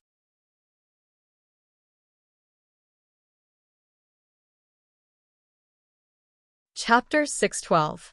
At this moment, inside Sephora Flower Palace, 2 palace maids were kneeling in front of the soft couch and massaging Her Highness Consort Zheng's legs as they carefully attended to her. The palace maids could tell that Her Highness was currently in a very good mood as a carefree smile hung at the corners of her mouth. Your Highness, the Zheng Estate's second manager Qi has been waiting outside for a long time. Consort Zheng's personal nanny, Mammy Su, quickly walked in and bowed. Call him in. Consort Zheng brushed away the hair on her face with waning interest and lazily propped up her hand as she lay there motionlessly. Second manager Qi strode in and prostrated himself with a fawning expression. This lowly one, Qi Ming, greets your highness, noble consort. Qi Ming, you came here in such a hurry. Did you find a solution to the matter of the shark pearl? Noble consort Zheng stretched out her sharp pinky and lightly touched her face that was as beautiful as a flower and as beautiful as the moon. However, the little girl's exceptionally gifted and icy face suddenly flashed before her eyes. Damn it! It really was a delicate and alluring little face. It inexplicably gave one the urge to ruthlessly destroy this face. This lowly one deserves to die. This lowly one deserves to die. Qi Ming repeatedly kowtowed and said, ever since this lowly one caught a group of merfolk at the Dark Sea tributary near Five Moon City last time, but was let off by a damn girl for no reason, they haven't been on the island since. The mermaids and mermen have not come ashore recently. They are all very vigilant. Trash. Consort Zheng picked up a small vase with gold-patterned flowers and smashed it at Qi Ming's head. Qi Ming didn't dare to dodge and took the hit head-on. A bloody mark immediately appeared on his forehead. The second manager hastily prostrated himself and repeatedly kowtowed, shouting, Consort Zheng, spare my life. Consort Zheng, spare my life. Xiao Xiao still has something to report. Speak. Consort Zheng was so angry that her head hurt. She felt extremely uncomfortable when she thought about how she didn't have the shark pearl powder to nourish her face. Yes. This lowly one came today because this lowly one heard a piece of news from the people. It was said that a merchant's family had obtained a rare beautifying pill. After taking it, it can improve the quality of the skin. The effect is very magical. Consort Zheng's brows twitched slightly, and she waved at Qi Ming. Qi Ming crawled forward like a dog, laughing heartily. He leaned in front of Consort Zheng and whispered to her about this family. Noble Consort Zheng was already paranoid about her own beauty, so upon hearing that it was a pill that could improve her skin, her entire face lit up. Ever since she saw that fresh and tender little girl, she was quite dissatisfied with her body that she was so proud of. He always felt that his delicate skin was completely incomparable to that young lady's. That young lady's skin was truly delicate and natural. She did not apply anything. Because of this, it made him feel even more jealous and hateful. The beauty that she had been pursuing all her life had been completely trampled on by a little girl of 14 or 15 years of age in a single encounter. Qi Ming, if you can handle this matter well, I'll give you a piece of my mind. I will definitely reward you handsomely. Noble Consort Zheng's lips curled up in satisfaction as she smiled charmingly. This lowly one will not hesitate to go through water and tread on fire for Imperial Consort. Imperial Consort, Imperial Consort. A palace maid hurriedly ran in. Seeing that Qi Ming was present, she couldn't help but hesitate. Consort Zheng glanced at Qi Ming and waved her hand. You may leave first. Do your job well. Yes, this lowly one will take his leave. Qi Ming smiled flatteringly and hurriedly got up and tactfully left.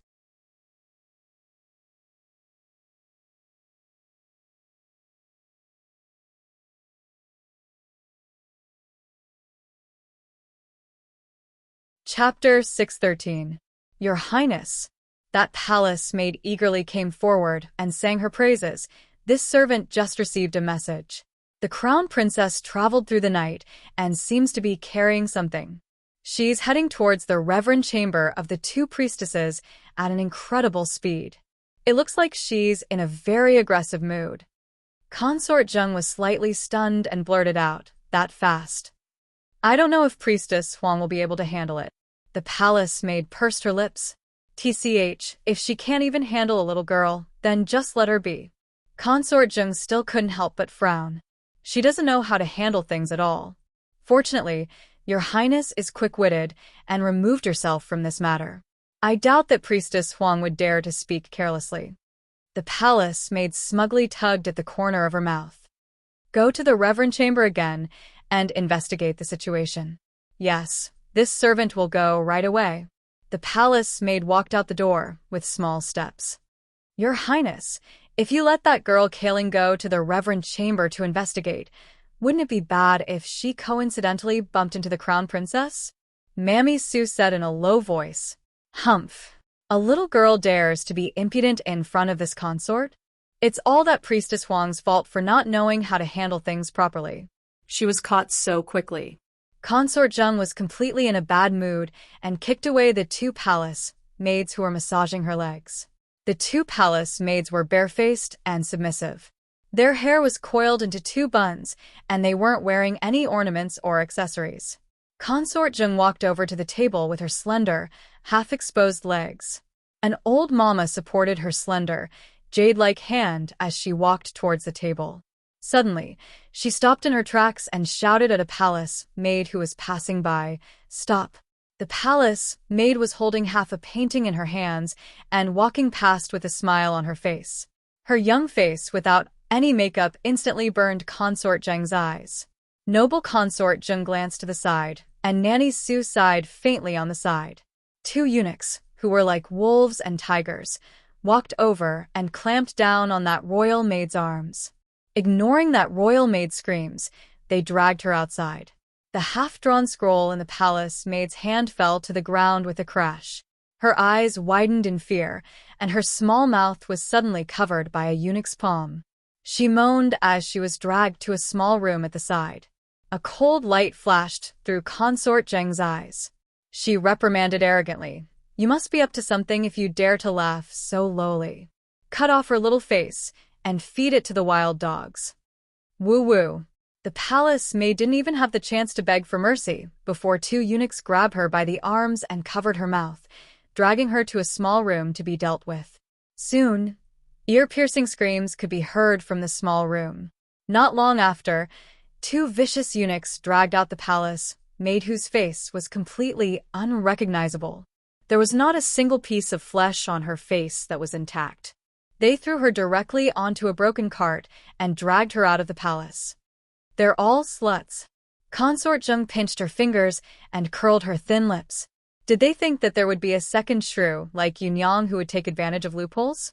They all need to be taught a lesson. This consort's head hurts a bit. Help me to rest. Noble Consort Zheng swayed her slender waist as she gracefully walked into the bedchamber with Nanny Sue's hand, who was silently bending her waist, holding onto it. However, she didn't know that the consequences of Darling Qiao, that jinx, being stepped on by someone's tail were quite serious.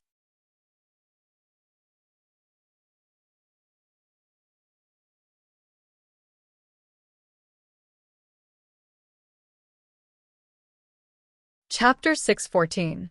Two Jiayuans lived in each of the east and west rooms of the Classics Reverence Chamber. Born in the Marquis Yanwei estate, Jiayu Lu had always been plagued with illness. She basically spent most of the year recuperating in the east room of the Classics Reverence Chamber, so she rarely participated in banquets. As for Jiayu Huang, it was said that she was outstanding in singing and dancing when she was young. Otherwise, she wouldn't have received the great king's favor and been conferred the title of Jiayu as a mere county magistrate's daughter. However, as she grew older in recent years, the number of beauties by the great king's side also increased, so she slowly received the cold shoulder. When Arbor first heard the level 12 mystic cultivator mention the Classics Reverence Chamber's old nanny, she didn't have the slightest impression of her. She was also baffled when Jiayu Huang was mentioned. She had never interacted with this Jiayu before, nor did she have any enmity with her. Was her brain damaged to kidnap her mother and younger sister at Dongshan Gate? She absolutely didn't believe that there was no one behind this. Going to the Classics Reverence Chamber to find Jiayu Huang was one reason, and forcing the instigator out of her mouth was another. She only had these two objectives. She still wanted to escape unscathed after touching her mother and younger sister? That was truly too naive. It was already 10 minutes into the night. The two masters of the classics reverence chamber had also washed up and planned to go to bed. But at this time, a loud noise came from the west room's roof. The sound of falling tiles and bricks instantly broke the silence of the night. Jieyu, who had just laid down on the bed, quivered and abruptly sat up. For some reason, ever since she accepted the work arranged by Her Highness the noble consort, her heart had been in turmoil, and her eyelids hadn't stopped twitching the entire night. At this time, hearing the loud noise from the eaves, she was somewhat stupefied and hastily shouted toward the outer courtyard, Someone quickly come, go, and see what happened." Bang! A ball-shaped person was kicked in from outside and rolled several times on the ground. Her head hit the wooden clothes rack in the bedroom, and she cried out in pain. Her eyes rolled back, and she was about to faint. Who dares to trespass into this Jiayu's bedroom?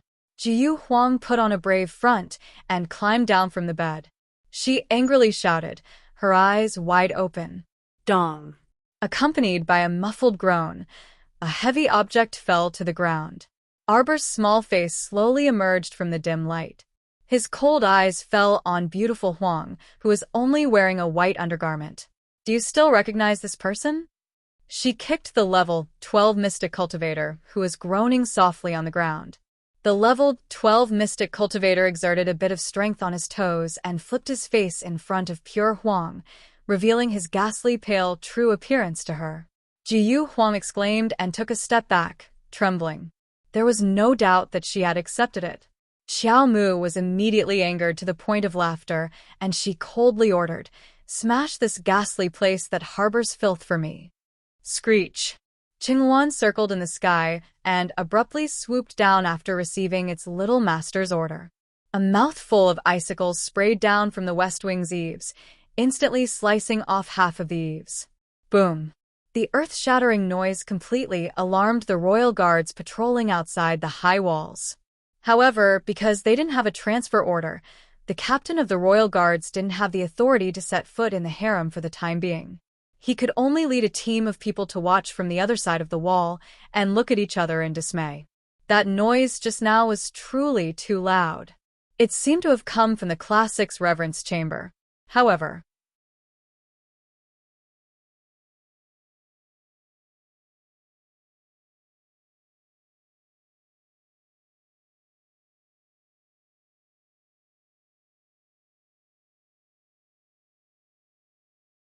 Chapter 615. Following that, 5 to 6 consecutive explosions alarmed the entire capital from top to bottom. At this moment, the old king was currently reprimanding his second son in the royal study through the night with a dark expression.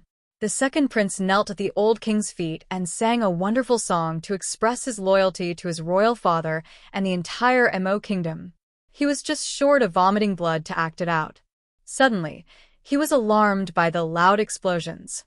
The great king immediately jumped up from his seat and shouted angrily, "What's going on?" "Great king." The steward eunuch, Gong Chong, and rolled in from the outside. His face was pale as he anxiously said, Great king, it's not good.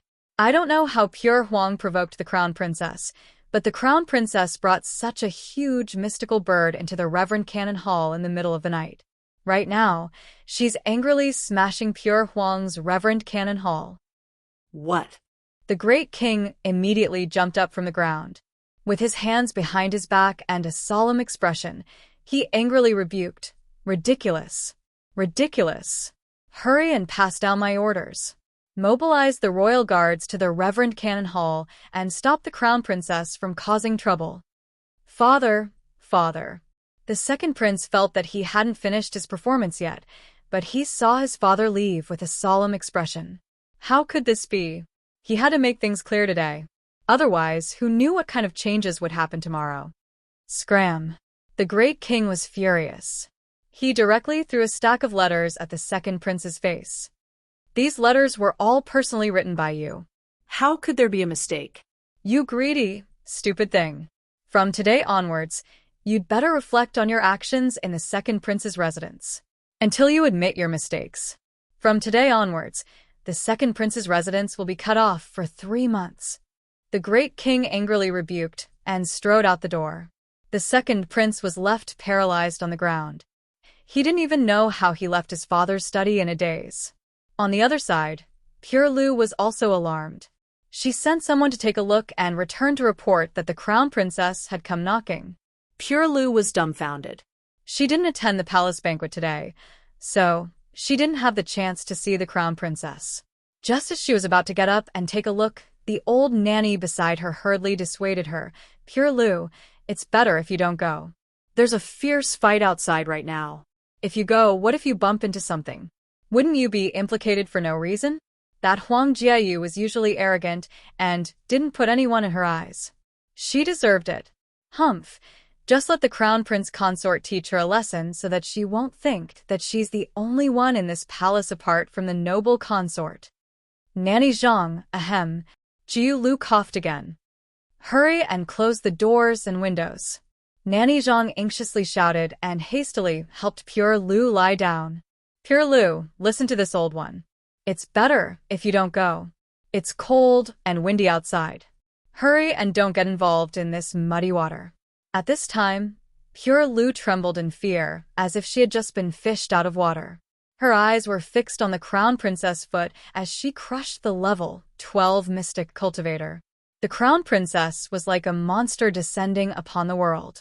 Separated by the flickering candlelight, she crushed the level 12 mystic cultivator's spine inch by inch.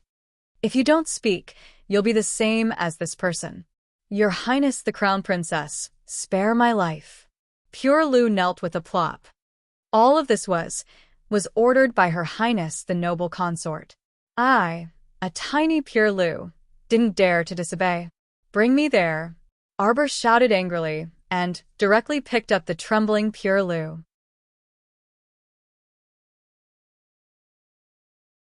With a whoosh, he left the classics reverence hall and headed straight for the noble consort's Sephora Flower Palace.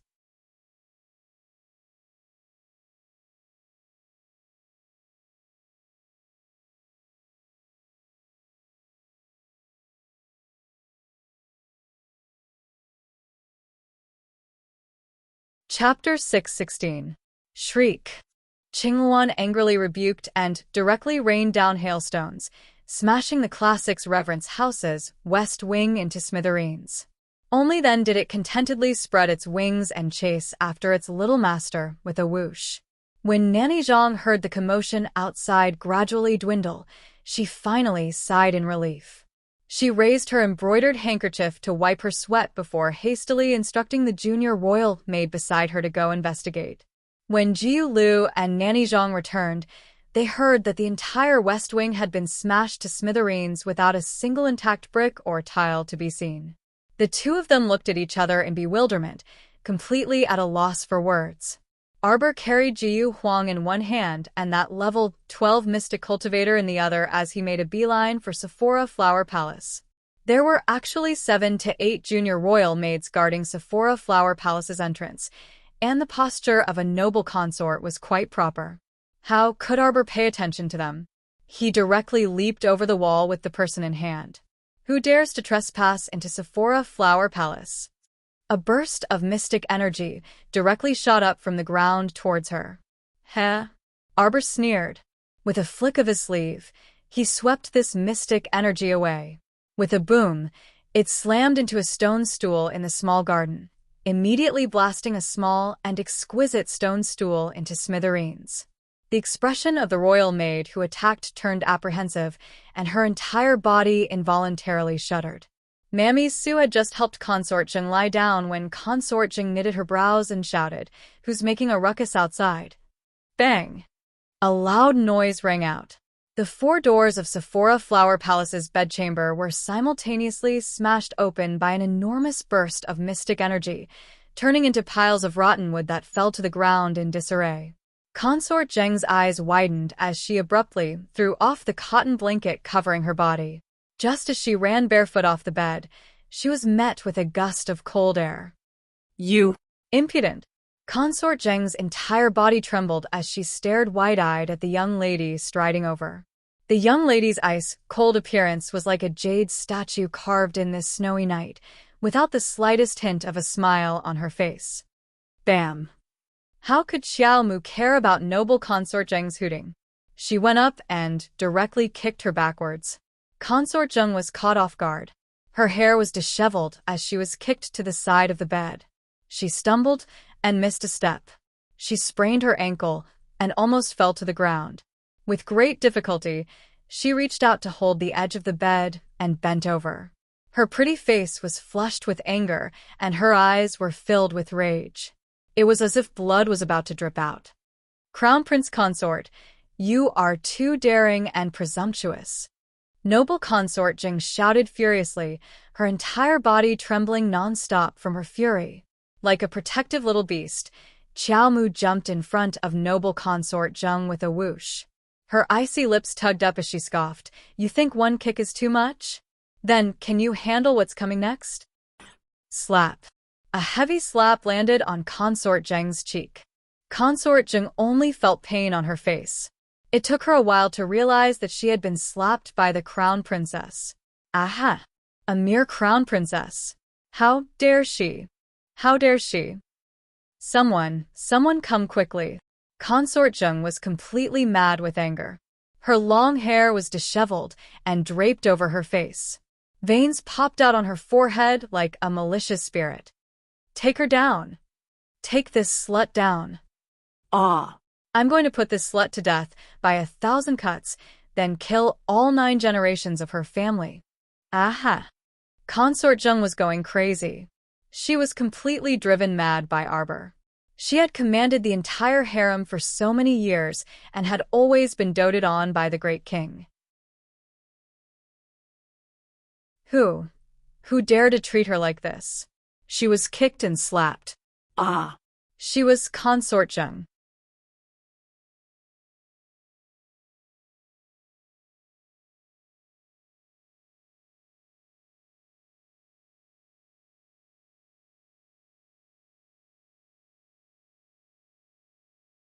Chapter 617. Jung he wants to put our crown princess to death by 1,000 cuts. She even wants to execute her entire clan? Does that mean that our clan will be executed as well? Even royal father and royal mother will be executed? Ha! What a majestic presence indeed.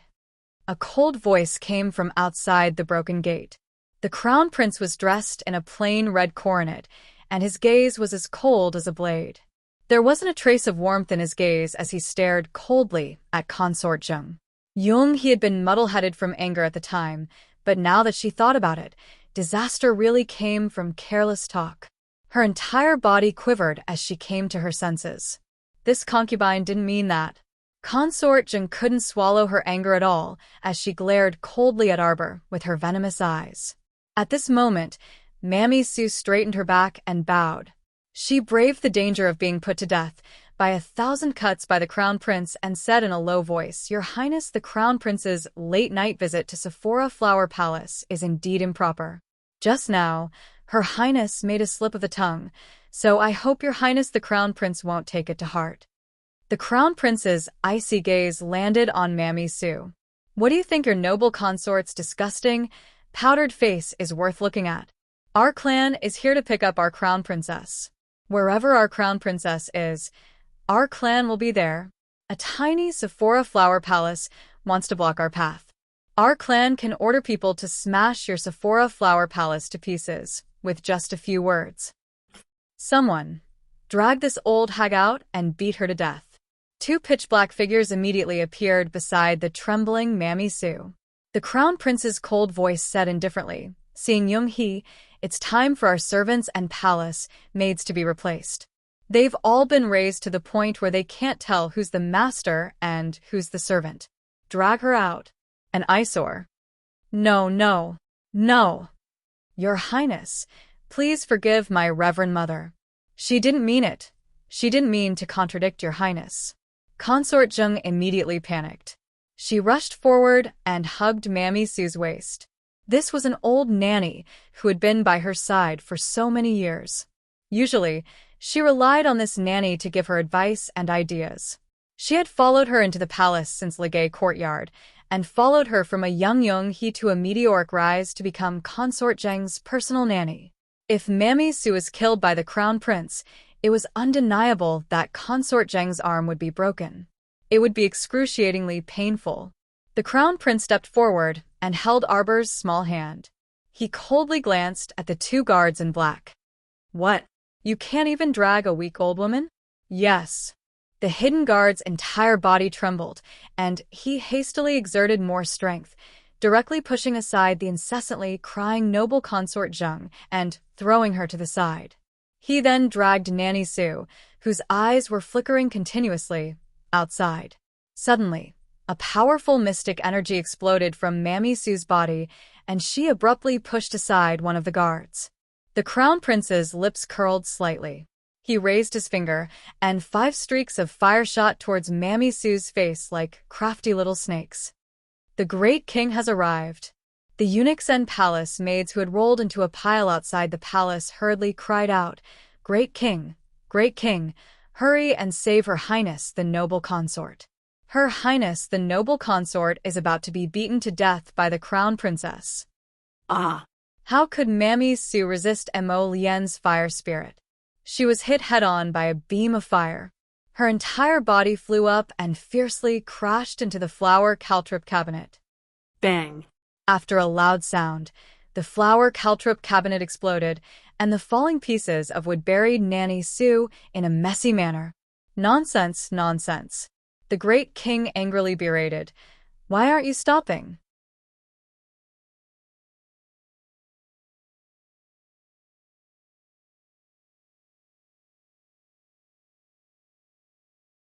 Chapter 618. Consort Zheng, who was shouting, Mammy Su, suddenly turned around and threw herself at the old great king with tears streaming down her face. "Great king, this concubine doesn't know what wrong I've done to deserve such humiliation from the crown princess." She sobbed uncontrollably, and her palm-sized face was as delicate and alluring as raindrops on a banana leaf. Arbor expressionlessly stepped forward and kicked the trembling pure Huang in front of the great king. That kick was so nimble that the great king, Gong Changman, and the other imperial guardsmen couldn't help but twitch their mouths. Ah! Great king, save me, great king. Pure Huang trembled all over as she scrambled to hug the old great king's leg. What the hell is going on? The great king watched his 2 concubines cry so miserably, and his old face almost couldn't hold it together.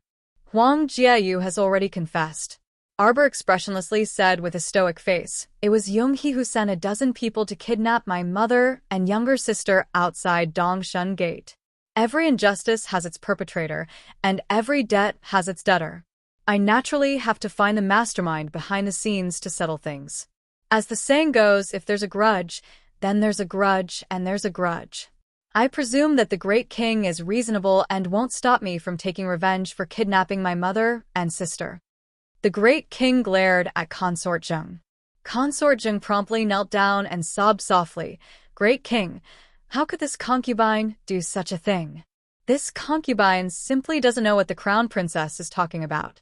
Why would this concubine kidnap her mother and younger sister? What grudge or enmity does this concubine have with the Marquis of Jeyun that this concubine must do such a thing after the small banquet? So you're saying that you won't admit it?"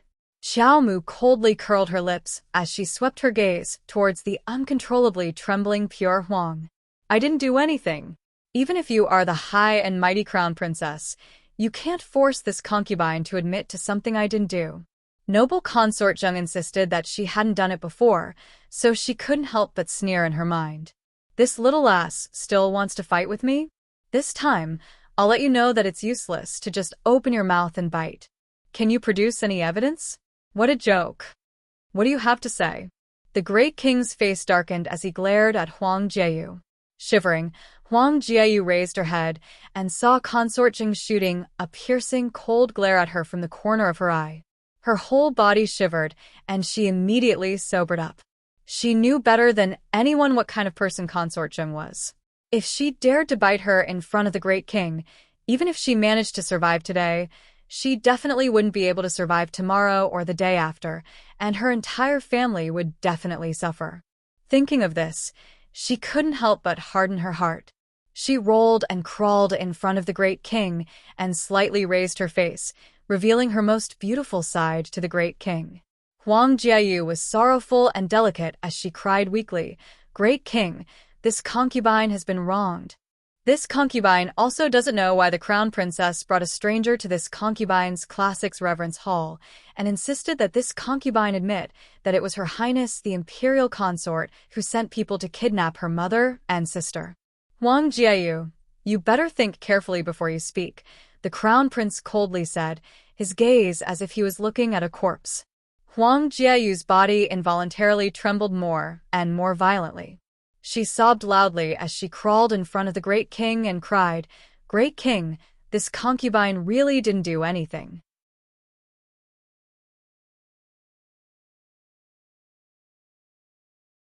This concubine can swear to the heavens that if I sent people to kidnap Her Highness the Crown Princess mother and sister, let this concubine be burned by heavenly fire and die a horrible death.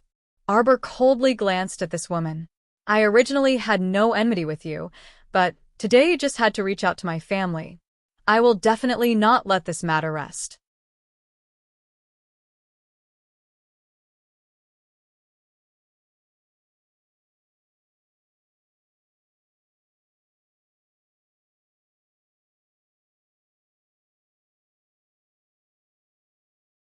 Chapter 619. How could I not hold back against you bunch of demons and monsters? Could it be that you two really think that I don't have evidence? That I'll let you casually accuse me in front of the great king? As soon as Arbor's cold voice fell, pure Jade Huang couldn't help but tremble all over. She cast a panicked glance at Consort Zheng, but was fiercely glared back at by the Imperial Consort. Calm down. Don't be caught by a few words from this little girl. Consort Zheng's sharp gaze swept over pure Jade Huang as she thought to herself, what kind of concrete evidence could a damned little girl have? I'm afraid that you've never known that there's something called a listening talisman in this world. Arbor turned over her finger, revealing a white jade tablet that was as thick as 3 fingers. I'll let you listen to what you said to me just now. Arbor's cold words left pure Jade Huang's body as if someone had sucked all the strength out of her body, and she suddenly collapsed to the ground. What kind of person was this crown prince consort? How could she be so meticulous? Why didn't she leave her any way out? This listening talisman wasn't drawn by Arbor. With her current talisman power, it was impossible for her to draw talisman characters on the jade tablet. Of course, even if she learned how to make a listening talisman, with her pragmatic nature, she probably wouldn't draw such a useless talisman. This very rare jade talisman was coincidentally found in a shop in Enchanting when she and her parents escaped from the village and headed for Enchanting. She had always thrown it in a corner of Paradise Planet, occasionally taking it out to study it until the 4th piece of the Golden Talisman Jade Tome was opened. She vaguely knew that this jade tablet was likely a jade talisman sealed with a special talisman power. The talisman master who drew this jade talisman had very profound talisman power. She used her own talisman power to open the talisman and spent a lot of effort.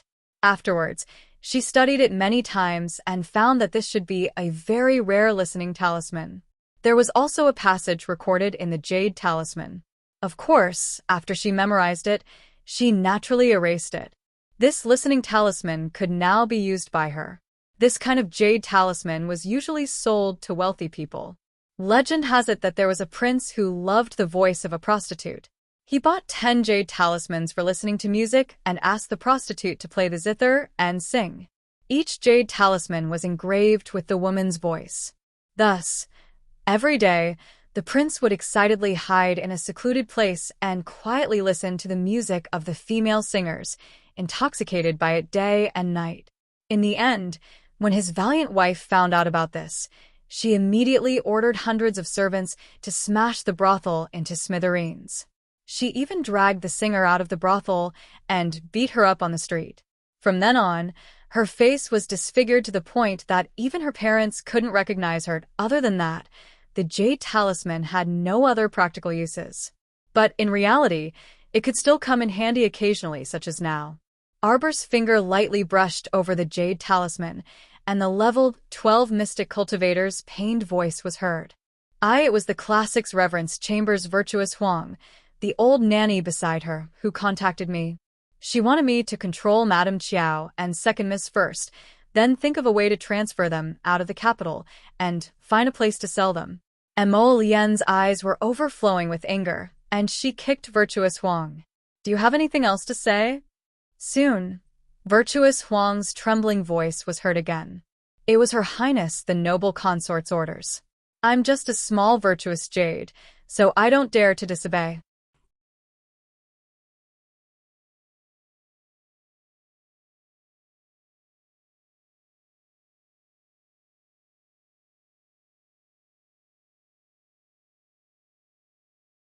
Chapter 620. In this palace, I'm afraid that only you, Yung He, are worthy of the title of noble consort. Arbor's cold gaze shifted to Consort Jung, causing her to shiver for no reason. Consort Jung couldn't help but be inwardly alarmed. This little girl had already dug a hole long ago and was waiting for them to jump in before lazily taking out the evidence in her hands. How could she be so scheming? Was this still a 14 or 15-year-old girl? It wouldn't be an exaggeration to say that this kind of scheming person was someone who had decades of experience. Yung He, what else do you have to say? Mo Lian angrily rebuked, then suddenly pulled out a slender, jet-black sword and pointed it at Consort Jung. You vicious woman! How did my mother-in-law and the others offend you? You're actually so vicious as to want to sell them off? Consort Jung's pupils abruptly contracted, and she hurriedly rolled to the Great King's feet. She hugged the Great King's leg and cried in a delicate voice, Great King, I really didn't know about this. How could you push this onto me just based on a few words from little sister Huang? Handsome Huang! Consort Jung cried to the heavens as she turned around and angrily shouted at handsome Huang, how could you be so shameless? You're randomly pinning some unrelated matter onto this consort. Speak. Why did you do this? Consort Jung's beautiful eyes revealed a vicious glint as she looked at handsome Huang. Her thin lips moved slightly as she faintly spat out a person's name. Handsome Huang's shoulders immediately collapsed. She was like a doll that had been poked by someone as her entire body went limp and weak on the ground. That was her father's name. Consort Jung was using her entire family's lives to threaten her. This woman's methods were extremely vicious. If she didn't continue acting as she said today, her entire family would definitely be slaughtered tomorrow. Handsome Huang finally felt a deep sense of regret at this moment. Why? Why was she so stupid? Why did she have to get involved in this mess between the Crown Princess and Consort Jung? Wouldn't it have been better to learn from Jiu Lu and live a peaceful life in the classics Reverend Hall? She had to learn from others at her age and still fight for favor. She even had the delusion that she could gain the favor of the Great King by relying on noble consort. Pathetic. Pathetic. Pathetic, Handsome Huang clenched her teeth and hardened her heart as she looked at the old Great King, then suddenly stood up and slammed her head against a nearby pillar. I did all of this. It was me who was jealous of Her Highness the Crown Prince Consort. She was high and mighty and was doted on by the Crown Prince. It's me who wants to deal with the Crown Prince Consort and make her suffer. And because I have a grudge with the Imperial Concubine, I decided to push the blame to the Imperial Concubine. It's me. It's all me. It's of these things of pigs. I should atone for my sins with my death. I hope that the Great King will let me take responsibility for my own actions and not implicate my family. Boom. Handsome Huang hardened her heart and slammed her head against the pillar. She died immediately, so fast that no one could react. Arbor couldn't help but frown deeply. In the inner court of the Imperial Palace, there was really one thing after another. Consort Jung hugged the Great King's leg and gently exhaled. She stole a glance at Arbor, her bright red lips slightly raised as she gave Arbor a provocative look. All of a sudden, Mo Lian abruptly moved, and the long sword in his hand slashed towards noble Consort Zheng's neck without any explanation. Consort Zheng was so scared that her face turned pale. She scrambled into the Great King's arms and said in a trembling voice, "Great King, Great King. His Highness the Crown Prince wants to kill his concubine mother."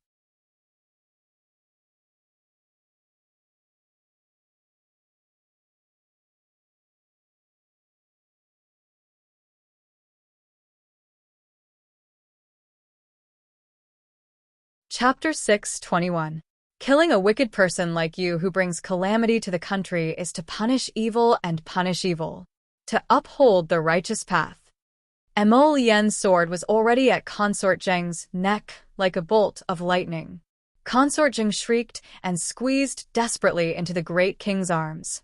She felt a chill on the back of her head, and when she touched it with her hand, she realized that a strand of her hair had been severed by the sword chi. Consort Zheng nearly fainted as she hugged the Great King tightly and wailed, Great King, save me, Great King." The Great King hurriedly hugged his beloved consort and reached out to shake her frantically. He repeatedly shouted, My king, oh, my king." Mo Lian's expression darkened as she coldly glared at her old father, who was blocking her. "Move aside. Everyone. Great Crown Prince, there's something wrong with your tone. My king." The Great King hurriedly pushed his beloved consort behind him and tried to smooth things over. "Put your sword away. Put it away. Put it away. Put it away, and speak, my king." The Great King shielded Consort Zheng and retreated a few steps. Then, he felt that he was a little cowardly in front of his son and daughter-in-law, so he quickly puffed out his chest and rebuked angrily, "Ridiculous. Crown Prince, how can you draw your sword at your concubine mother for no reason? You're really too. In any case, put your sword away for us right now. Hurry." Seeing that Mo Lian was unmoved, the Great King couldn't maintain his composure any longer and hurriedly ran forward. Mo Lian could only put away his sword with an indescribable expression when he saw this muddle-headed royal father of his who was charging straight into his sword. "My king. That's right, if there's anything, let's talk about it openly. We're all family, so there's nothing to hide." The Great King heaved a sigh of relief and turned to look at the Crown Princess, whose expression was bone-chillingly cold and without a trace of warmth. Cough. The Great King was at a loss for words as he looked at her expressionless face. With great difficulty, he organized his words and said in a low voice, "Crown Princess, you've seen it for yourself. Huang Jiayu has already admitted her guilt. She admitted that she sent people to kidnap your mother and sister and slandered the imperial concubine. This matter has nothing to do with my beloved concubine, so let's just drop it." Arbor coldly glanced at the Great King and walked out without saying a word. The Great King's heart skipped a beat. He felt that his daughter-in-law's condescending gaze just now was simply too stifling. Screech. The Qinghuan that pounced down from the sky made all the hairs on the Imperial Army's body stand on end. They entered a state of full alert. "Smash this filthy place for me," Qiao Mu shouted angrily.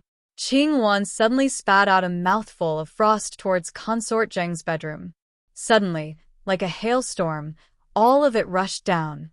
The entire roof was smashed into a sieve by this terrifying gust of wind, snow, and frost.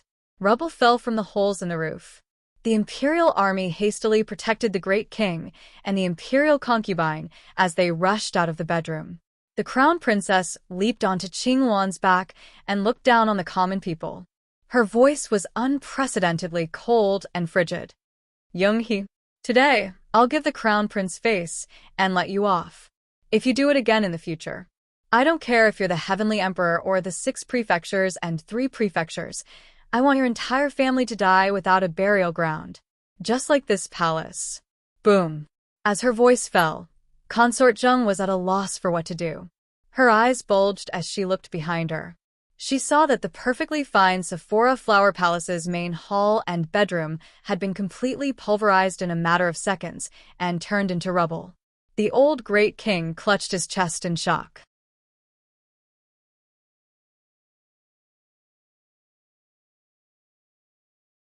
Chapter 6:22. Lord Father, look after your concubine well. Don't make a single mistake. Emolienne coldly threw down these words and leaped to the little fellow's side. She raised her hands to pull her into her embrace and patted her comfortingly. Qing Wan let out a long cry and then flapped its huge wings, carrying the crown prince and crown princess back to the eastern palace. Consort Jing only dared to let out a long sigh of relief when she saw that the two were far away. She delicately laid in the great king's embrace and cried, "Great king, ah, look at that crown prince. Even his concubine is so arrogant and insufferably arrogant. He doesn't put Chinchilla in his eyes at all. That's how that couple tortures me, their concubine mother. Ah, oh, great king, you have to uphold justice for Chinchilla. Great king." The old great king's head hurt from her noise, and a trace of anger appeared in his eyes. He fiercely shook off Yonghee's hand and flung her to the ground. "Don't think that this humble one doesn't know what you've done. This humble one was giving you face in front of the crown princess just now." The old great king angrily reprimanded. "That Huang Jieyu is clearly one of your people. You still won't admit it? Look at what kind of foolish thing you've done. Ah, Why did you go and capture the crown princess's mother and sister for no reason? ah, You're just looking for trouble. If it wasn't for little 15's sake, this humble one wouldn't have bothered to save you just now. This humble one just doesn't want little 15 to lose her mother's care at such a young age. Great king. I'm innocent. Ah, great king." Consort Jing cried until tears fell like pear blossoms, her delicate body trembling. She walked a few steps on her knees and knelt in front of the old great king as she cried, "Great king. No matter what, Chinchilla is still the crown prince and crown princess's concubine mother. How can they treat me like this? Disrespecting one's concubine mother is unfilial. The crown prince and the crown princess were the role models of the world, the people of the crown prince and crown princess. How could they disregard etiquette, justice, integrity, and honor, and do this to their stepmother? Great king, Chinchilla's reputation has been completely swept to the ground by the crown princess's antics. How am I supposed to help Her Majesty manage the 6 palaces in the future? Then there's no need for you to help." The great king waved his hand and shouted angrily. In an instant, Consort Jing's voice was drowned out. She raised her teary eyes and stared blankly at the old great king, as if she didn't understand what the old great king meant. "Men, draft the decree. Madame Zheng did not respect the crown prince and was spoiled and rude. Due to her immoral conduct, she will be demoted to Consort Zheng from today onwards. She was stripped of her right to manage the 6 palaces and temporarily handed it over to He Jiaoyi. I hope that Consort Zheng will properly repent in the palace and not take half a step out of the palace without our orders for a month." After saying this, the old great king turned around in a huff and was about to leave. Consort Zheng almost fainted on the ground, but Mammy Su, who had hurried over, supported her body. Consort Zheng wept to the heavens as she hugged the great king's leg and repeatedly shouted, "Great king, great king. Please retract your orders, great king. Chinchilla knows her wrongs, great king. Great king." Although Chinchilla is in the wrong, is the crown princess not in the wrong? She flouted the palace rules and barged into Chinchilla's Sephora flower palace and smashed the bedchamber into pieces. How can this kind of crown princess shoulder the heavy burden of being the nation's future mother? Ah, great king, great king. The old great king was so angry that he kicked Consort Zheng away and said angrily, "If you want to blame someone, blame yourself. You clearly knew that the husband and wife weren't to be trifled with, so why did you insist on arguing with them? It's great now. You've made a big fuss and become a laughingstock in court. You better properly stay in Sephora Flower Palace and reflect on yourself. Don't come out if you haven't realized your wrongs."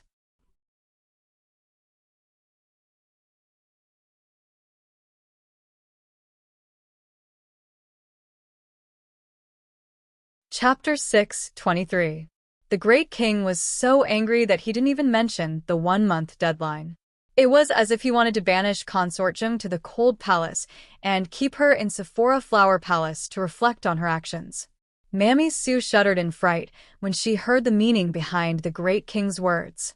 She hastily crawled forward to cover Consort Zheng's mouth and dissuaded her in a low voice, "Your Highness, don't say any more. Your Highness. Your Highness, quickly kowtow and express your gratitude." Consort Zheng finally fainted. When the news reached the queen's central palace, it was already past midnight. The queen hastily got up to change her clothes and was about to visit the crown prince in the eastern palace, but she was stopped by the mama by her side. "Consort Zheng has been demoted to Consort Zheng, Your Highness." Her personal mama, Hua Xian, pursed her lips and said with a smile, "This crown princess is really something. Sigh, that child. I don't even know where he found such a wife. That stoic face really worries me to death." The queen sighed. "This child of mine has always been willful and unbridled in front of his father. This is great. He married a wife who's even more willful and unbridled than him. The days from now on are going to be lively." Her personal palace maid, Hexiang, giggled and consoled the queen. "The crown prince and crown princess are both sentimental people. The great king must know this." The queen pointed at Hexiang and laughed along. "Mama, look at this mouth of Hexiang's. She's clearly just being willful and unbridled, but in her mouth, it becomes a compliment. What sentimental person, ha. Sigh. Your Highness, the children and grandchildren will have their own fortune. This old servant feels that you shouldn't meddle in this matter tonight." The old mama said, "The great king must still be in a fit of anger right now." This servant also heard that the great king summoned the second prince to the imperial study at 10:00 tonight. The old mama lowered her voice and whispered into Empress Zhao's ear. The queen nodded. This Consort Zheng is really strange. Why was she so impatient to make a move on the crown princess's mother and sister at Dongshan Gate? This doesn't match her usual cautious demeanor. This servant heard that His Highness the Crown Prince even affectionately called the Crown Princess's mother. His Highness and the Crown Princess escorted them all the way out of the second gate, but for some reason, they were ambushed at Dongshan Gate. When the queen heard this, she immediately snorted. "I don't usually see that child being so intimate with me." The maids covered their mouths and snickered. The king princess's mothers, Consort Zheng shunt to sleep, Consort SSS right. The The court officials who were well-informed naturally received the news as well, and they clicked their tongues in amazement. From what they knew, Consort Zheng had enjoyed unfailing favor for many years. Who would have thought that she would be so unlucky tonight when she met the crown princess? Even her. Shocked by the change in the court's direction, the officials all sent letters to their sons at home, earnestly warning them not to mention it. After Arbor returned to the Eastern Palace, although her face was expressionless, Mo Lian knew that she was still angry. Mo Lian raised his hand and called, "Supper. This servant is here. Didn't you say that Jung he summoned the Zheng Estate's second steward today? Go find out what's his cause." The Crown Prince ordered. "Yes. This servant will go immediately. Darling, don't be angry. We'll secretly take revenge." Mo Lian hugged his little wife and stroked her hair. "I'll write you a monthly ticket tomorrow."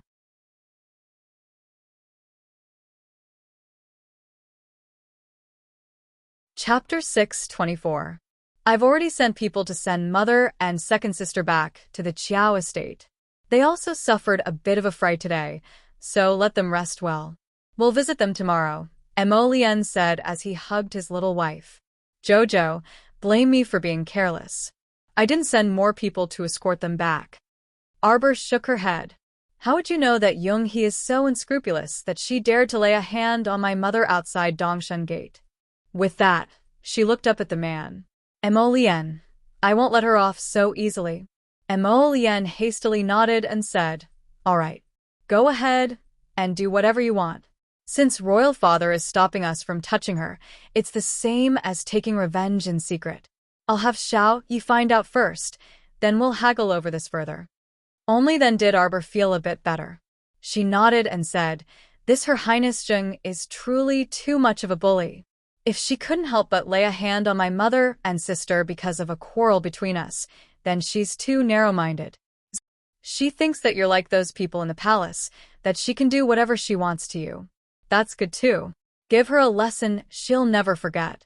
Mo Lien's lips curled into a sneer as he said, "Don't let her misunderstand that no one in this world can control her." Jojo, you must be tired from today's torment. Rest early.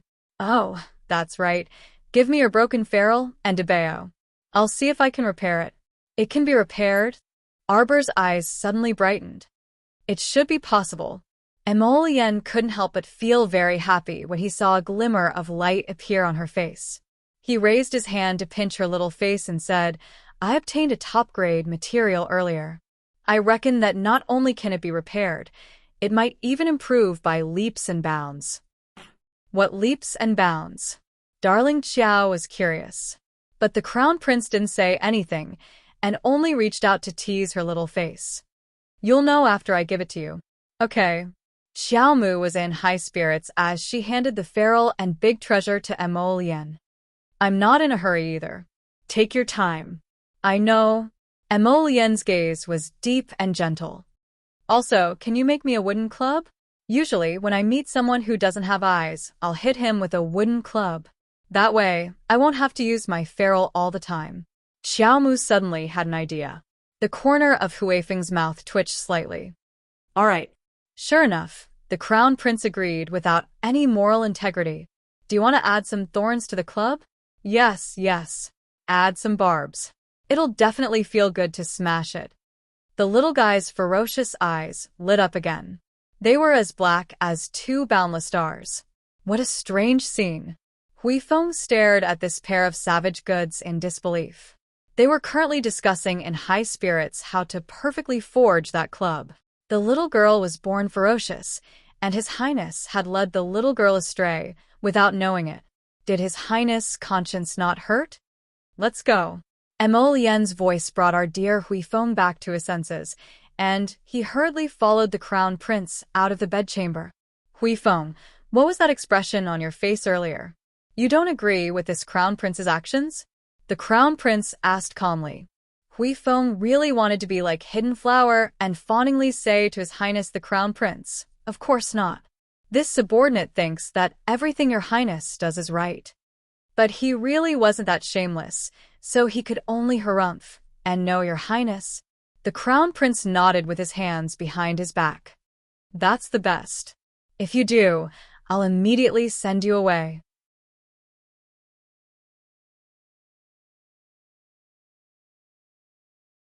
Chapter 6:25. Huifeng inexplicably felt a chill on the back of his neck, and he turned to glance at the night. It must be because the night wind has gotten stronger." "Your Highness, are we still going back to the studies?" Mo Lien turned to glance at the slightly dimmed light in the bedchamber and sighed at the night. "Tough life. Who knows when I'll be able to openly enter the room?" "Your Highness?" Huifeng was too embarrassed to ridicule His Highness when he saw how reluctant he was to part with her. "My lord, it's just one night of not seeing the little miss. You'll report in on time tomorrow morning. Do you have to make it look like a parting of life and death?" "Ah, pooh. There's no parting of life and death. Let's go." Mo Lien listlessly stuffed her hands into her sleeves and pitifully turned to leave. Cold winds blew the entire way, and her back was bleak as she stumbled across a thick layer of snow. Huifeng couldn't help but twitch his mouth as he thought, "What am I acting for? The little miss isn't even here. You're acting so well and the little miss can't see it at all, so she definitely won't keep you. How is the study inconvenient for you? With your cultivation, you can reach the study in 3 seconds if you fly normally. Yet you have to walk like a tortoise, so you have to stagger through the snow. The small bedroom in the study has already been filled with bathing water, filled with charcoal, and brewed with hot tea. What's missing from you?" Not long after Mo Lien left, a crack opened in the bedchamber's window, and darling Xiao's large eyes peered out from the crack. A trace of snow drifted into her eyes as the cold wind of the snowy night blew. So cold. She narrowed her eyes slightly and closed the window before hopping onto the bed and covering herself with the blankets again. However, she couldn't get the Crown Prince's pitiful back view out of her mind. If it's still snowing too late tomorrow, shouldn't she chase him to the study to sleep? It shouldn't be a problem for him to stay the night, right? She wondered if the study was warm or not. This was his bedchamber to begin with, but she had taken over the magpie's nest the moment she came. Tomorrow, our dear Xiao Mu hugged the blankets and turned over, curling up and falling asleep in a daze. Early the next morning, Arbor was woken up by a series of squeaking noises. He opened his eyes and was momentarily at a loss. 3 thumb-sized black-winged butterflies fluttered towards her. They're back. Xiao Mu immediately opened her blankets and sat up, somewhat sober. Little master, Xiao Xiao's crisp voice rang in her ears. The mansion you asked me to investigate has been bustling with activity these past 2 days.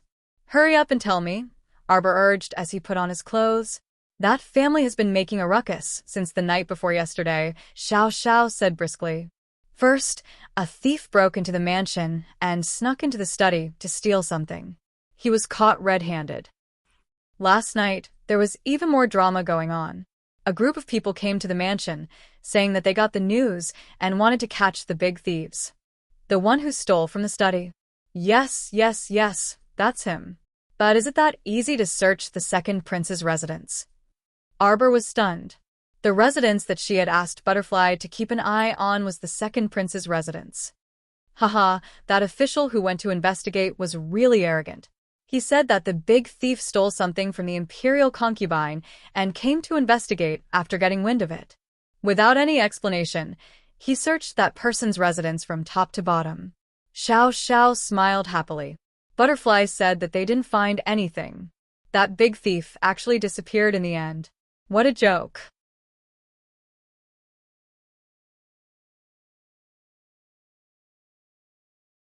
Chapter 626. Arbor's small hand paused in the middle of wiping her face. But she heard that the unlucky second prince had already been detained last night. Xiao Xiao chirped. In that whatever prince's study, they found a large stack of letters. Oh, they even caught someone. As they were speaking, Emo Lian walked in. Seeing that Arbor was already up, she couldn't help but walk over with smiling eyes. You're up so early. Why aren't you greeting anyone? It's not like I can't take care of myself, Arbor muttered and finished wiping her small face. Emo Lian pulled her over. I'll comb your hair. You know how to? No, I'll learn. Forget it. Don't mess around. Arbor hurriedly wanted to call Xiao Yao, but Emo Lian pulled her over to sit on a small round stool in front of the mirror. Jojo, it's snowing heavily outside today, and some roads are closed. Let's wait for the snow to stop before going back tomorrow or the day after. It's snowing heavily? The little fellow tilted her head and looked outside, but she couldn't see clearly through the heavy beads and brocade curtains. He turned her small head back and straightened it in front of the mirror, then he combed her hair twice in a decent manner.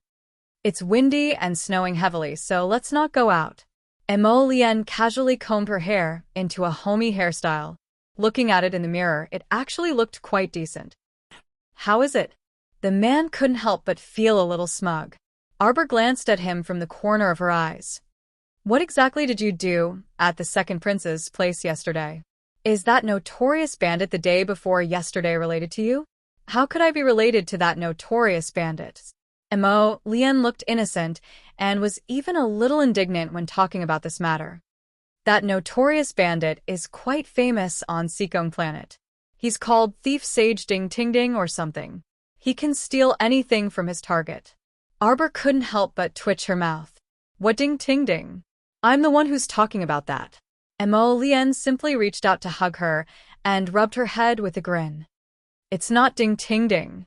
It's Ding Ting Ding. He sat at the table, dipped his finger in the tea, and wrote 3 words. Oh. What did Ding Ting Ding do to make the crown prince so disdainful?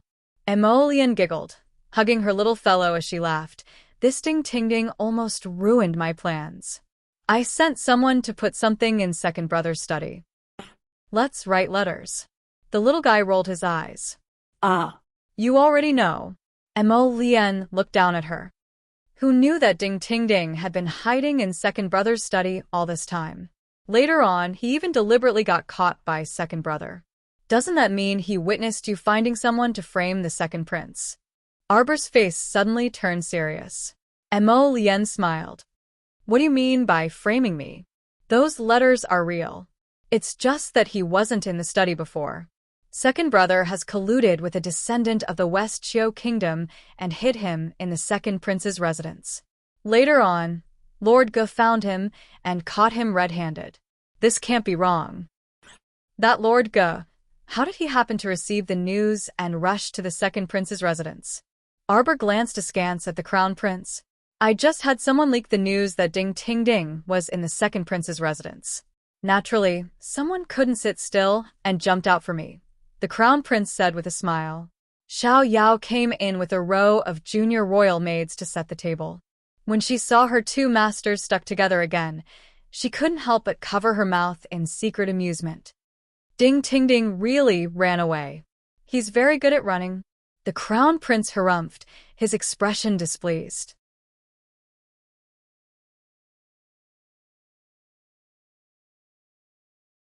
Chapter 6:27. Lao that idiot really thought he could catch him. But now Lao won't let this Ding Ting Ding go and justified himself in front of royal father, saying that the letters were all Ding Ting Ding's doing. It's just that how could his handwriting be fake? Your father is so muddle-headed, he might actually believe it. Arbor pursed her lips in exasperation. The crown prince chuckled and kissed her on the cheek. Good darling, you shouldn't doubt it. My muddle-headed father has a rather accurate grasp of right and wrong when it comes to major issues. Arbor was non-committal. The two of them held hands as they went to eat. Xiaoyao interrupted from the side and said in an indignant tone, Miss, this servant heard that Consort Zheng fell ill from anger. She was in a daze from her illness, but she kept yelling that her chest hurt because of Mississippi. Arbor rolled her eyes and drank 2 mouthfuls of porridge with a spoon. What a senseless trick. Didn't the great king order her to reflect on her mistakes behind closed doors? Why did the news still spread? What kind of closed door is this? What mistakes is she reflecting on? That's right. The crown prince immediately nodded, fully supporting his wife. Someone, send more people to heavily guard Consort Zheng's Sephora Flower Palace.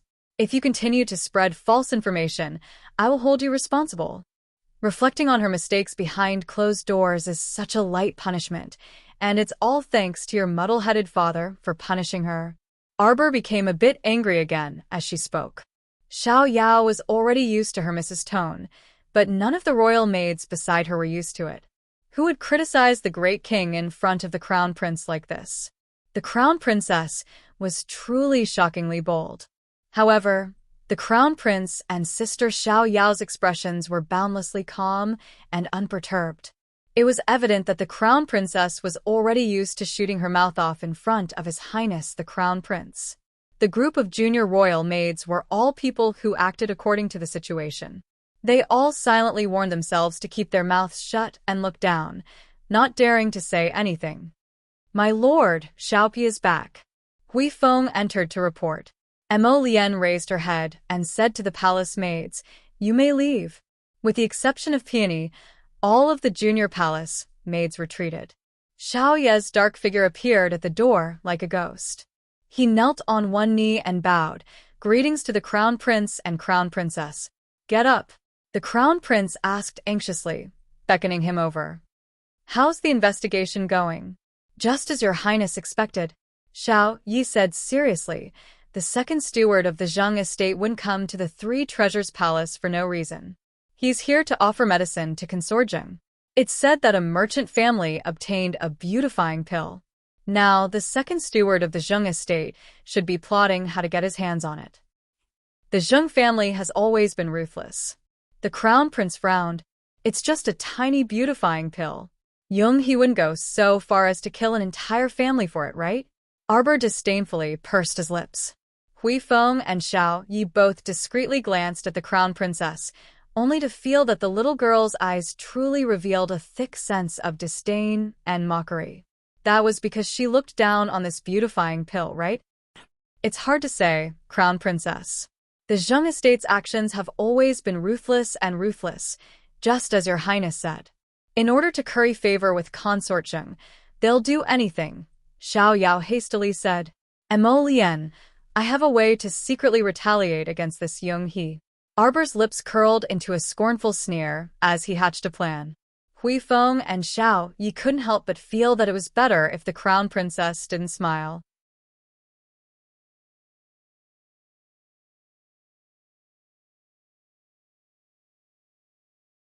This stiff sneer that tugged at the corners of her lips caused chills to run down her spine.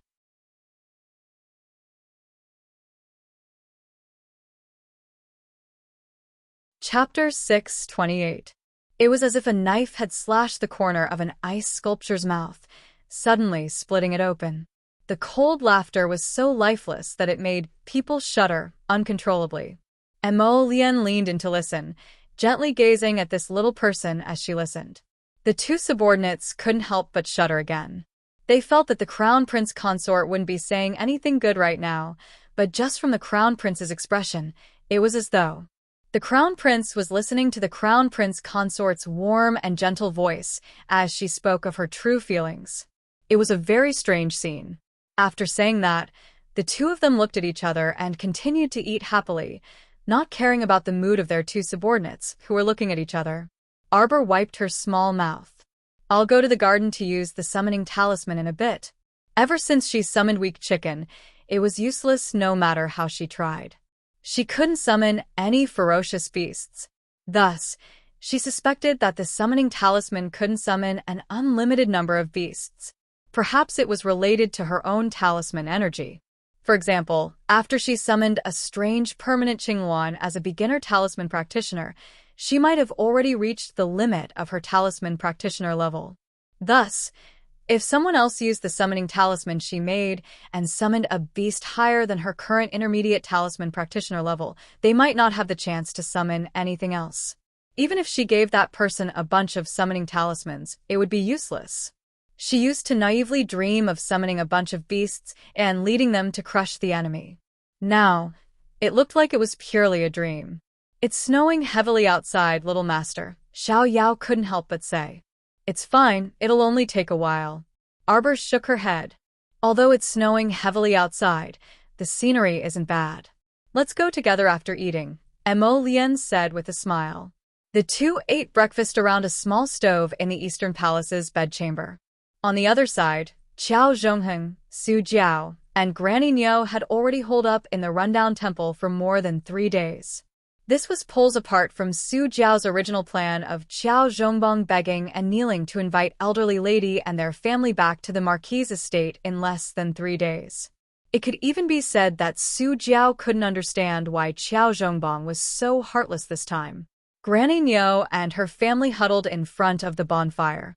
Their tattered jackets couldn't block the wind at all. Other than them, there were a few other families living in the corners of the dilapidated temple. Those families had arrived early and had already occupied the advantageous positions in the dilapidated temple. What was left for Su Jiao and the others was near the dilapidated temple's entrance, and there was even a hole in the ceiling. The cold wind outside whistled, and there was even snow floating above their heads. It was so cold that the group of people were frozen into pitiable dogs. As soon as Su Jiao entered the rundown temple, she made her husband kick up a fuss, wanting to snatch a good place to squat.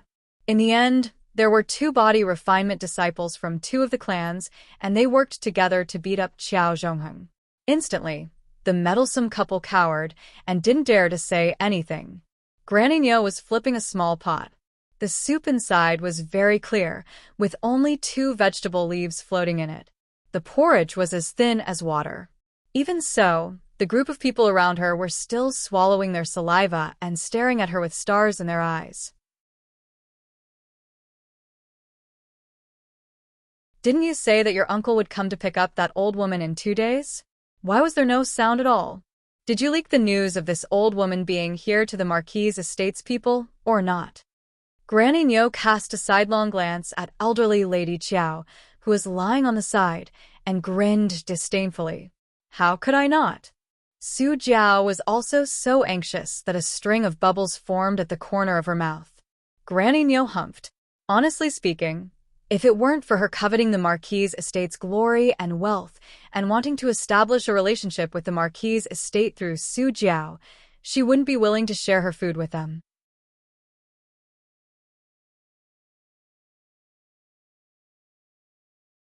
Chapter 6:29. The porridge with 2 vegetable leaves floating in the small pot began to boil. Pairs of eyes stared fixedly and impatiently. When Granny Niu took the small pot down from the firewood rack, eldest brother Wei and his wife, as well as their son, had already impatiently rushed up to scoop the porridge. When it was Qiao Zhongheng's family of 3's turn, there really was only a mouthful of soup left, and it was unknown whose stomach it could fill. The couple could only reluctantly let their precious son eat. "Mom, I'm about to starve to death." Qiao Long drank a mouthful of soup and felt his stomach rumble. Rubbing his starving stomach, Qiao Long recalled the various pastries that were placed on the table when he barged into the Marquis' estate. He regretted that he didn't rush up to grab a few pieces to fill his stomach before arguing with them. "Sai, when your father finds a job as a guard, he'll have food to eat. He wouldn't be able to take it if he continued to starve." It looked like he could only fill his stomach with dirt first. Elderly Lady Qiao lay on the ground covered with withered grass and groaned. Su Jiao shot her a glance and simply couldn't vent her anger. This damn old hag truly had a precious life. These past few days, she had been ordering her around all day, and she had to serve her food, drink, and poop. She was simply an old good-for-nothing. After all, elderly lady had enjoyed several years of peace and quiet, so how could she endure this kind of hardship? On the first night of arriving at the rundown temple, she started coughing because she caught a cold from the wind. Her illness didn't seem to improve these past 2 days, and she kept mumbling about returning to the Marquis' estate in a daze, which annoyed Su Jiao. While she was unconscious, Su Jiao still had to serve her poop, which disgusted Su Jiao to no end. However, if they left her alone and allowed her to poop on herself, the one who would stink would still be themselves. Su Jiao thought of a good idea. In any case, there wasn't enough food, so they wouldn't give her food or water. It wouldn't be so troublesome if she ate and drank less. As a result, elderly lady only drank 2 mouthfuls of thin soup these past few days, so she was already somewhat delirious from her illness. "Your mother-in-law won't die from her illness, right?" Granny Niu was very disdainful of Wang Nei's behavior. If she didn't have a precious life, then she shouldn't pretend to be an old madam from a noble family. They came from a similar village. That day, when Granny Niu saw Wang Shi wearing gold and silver and being raised to a healthy appearance, she felt sullen in her heart. However, after being exposed to the wind and rain for the past 3 days, Wang Shi had lost a lot of weight. She had also become much darker. She looked a bit like an old lady from the countryside. Su Jiao had sold off all the valuable items she had on her, including that leather jacket that could ward off the cold, in exchange for food.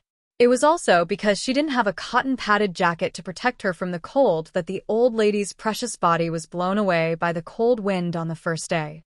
How could that be? "Auntie Niu, don't worry.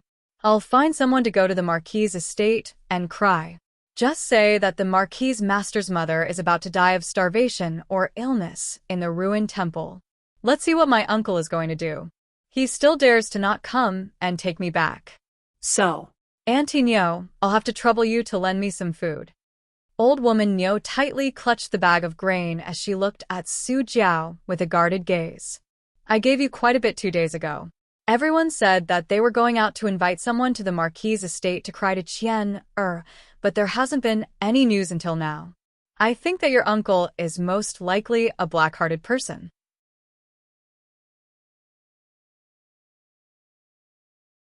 If he wasn't black-hearted, how could he possibly drive his mother out of the estate? Your eldest branch wouldn't have come to take you back. Auntie Niu, that's because I entrusted the wrong person before. This time, I guarantee that I'll entrust an honest person to go to my uncle's place and cry for an entire day. Granny Niu was skeptical. She grabbed a small pinch of millet between her fingers and reluctantly placed it into Su Jiao's open pouch.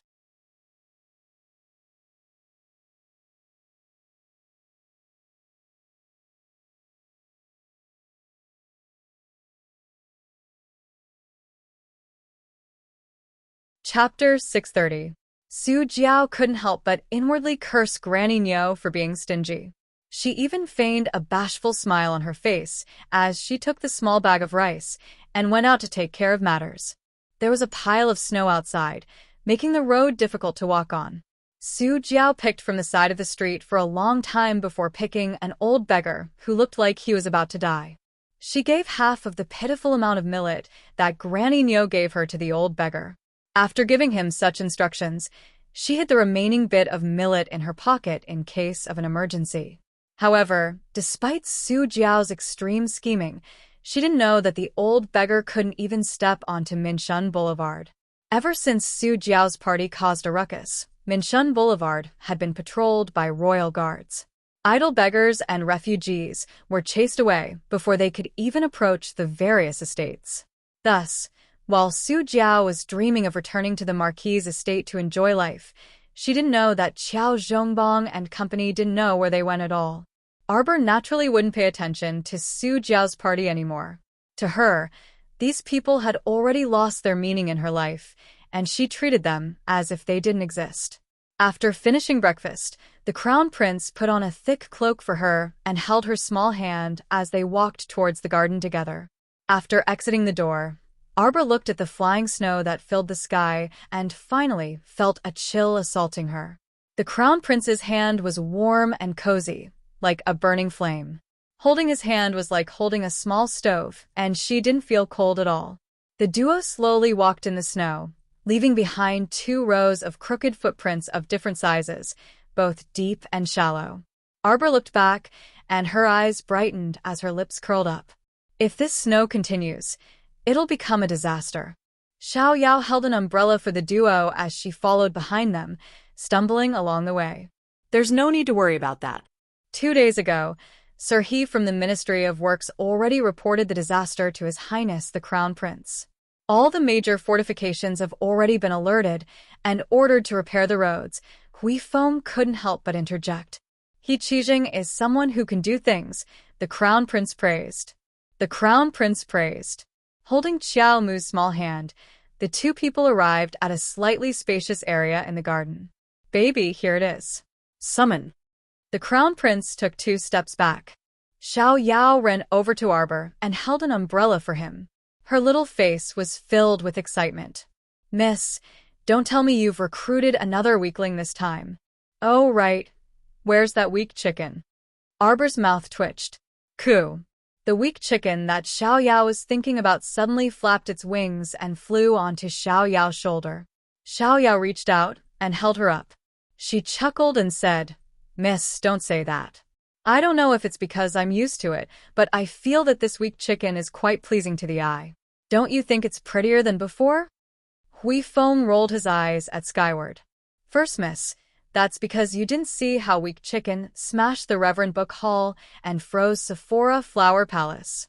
You won't say that if you see it. Miss, I hope you can summon a big beast this time.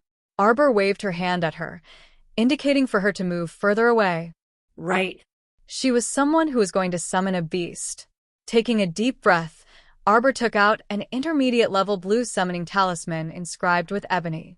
She mumbled to the blue summoning talisman for a while before a faint light suddenly appeared. Activate the talisman. A glowing blue light abruptly filled the air before their eyes. Everyone widened their eyes and held their breaths in anticipation. Xiao Yao even looked around curiously, anxiously looking at where a fierce beast would suddenly emerge from the snow. You're tuning in to the Dreamy Chapters YouTube channel. We're so grateful for your support, and don't forget to subscribe to join us on this incredible journey through captivating stories. Your generosity through donations truly makes a world of difference, as it's the primary source of revenue that allows me to expand and enhance this channel for you. Thank you from the bottom of my heart for being a part of this adventure.